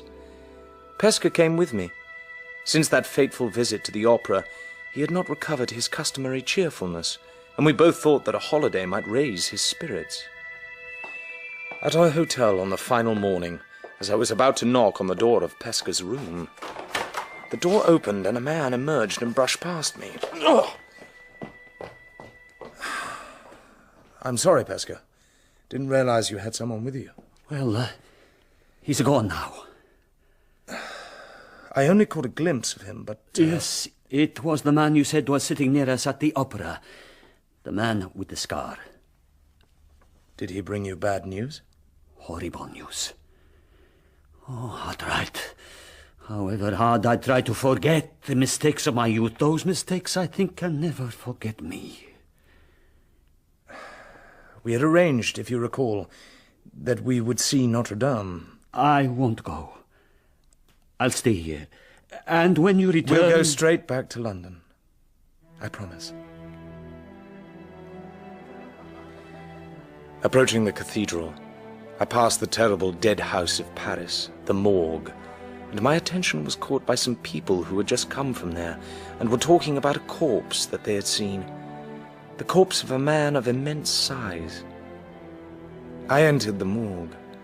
I pressed in with the crowd and moved inch by inch towards the great glass screen that separates the living from the dead. I looked in. There lay Count Fosco. The wound made by a knife or a dagger was over his heart. No other sign of violence was apparent on his body, except upon his left arm, exactly in the place where, on Pesca's arm, I had seen the branded mark. Over the mark, 2 deep cuts had been made, in the shape of the letter T. Pesca later confirmed what I guessed. T signified traditore, traitor.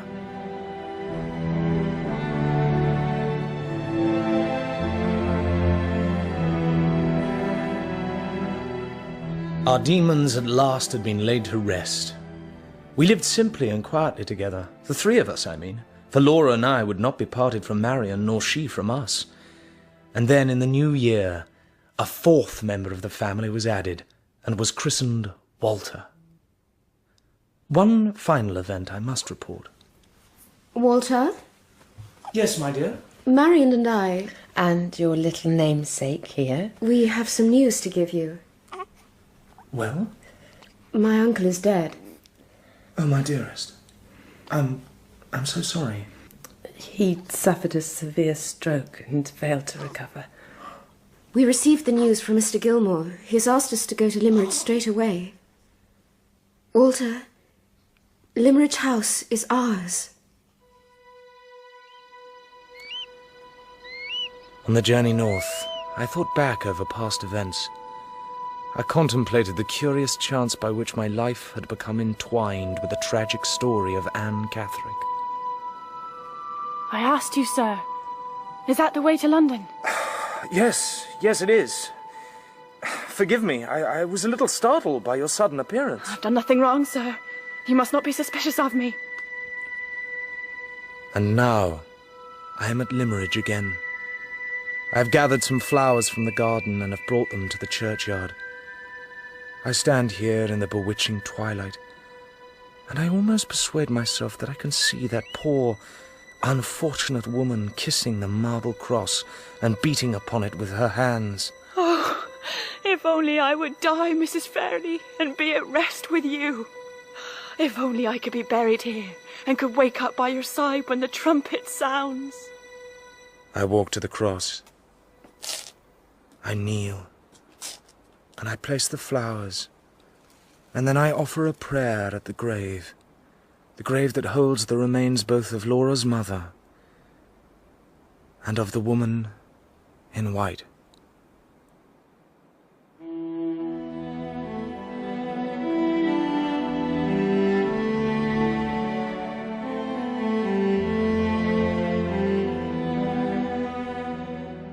That was the final episode of The Woman in White by Wilkie Collins, dramatised for radio by Martyn Wade.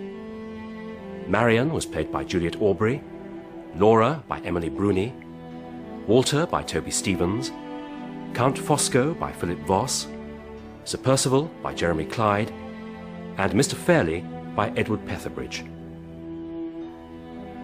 Madame Fosco was Geraldine Fitzgerald, Anne Catherick, Alice Hart, Pesca, Johan Meredith, Mrs. Catherick, Caroline Pickles, Mrs. Clements, Richenda Carey, Mr. Gilmore, Sean Baker, and the parish clerk, Jonathan Keeble. The music was specially composed by Elizabeth Parker. The Woman in White was directed by Cherry Cookson.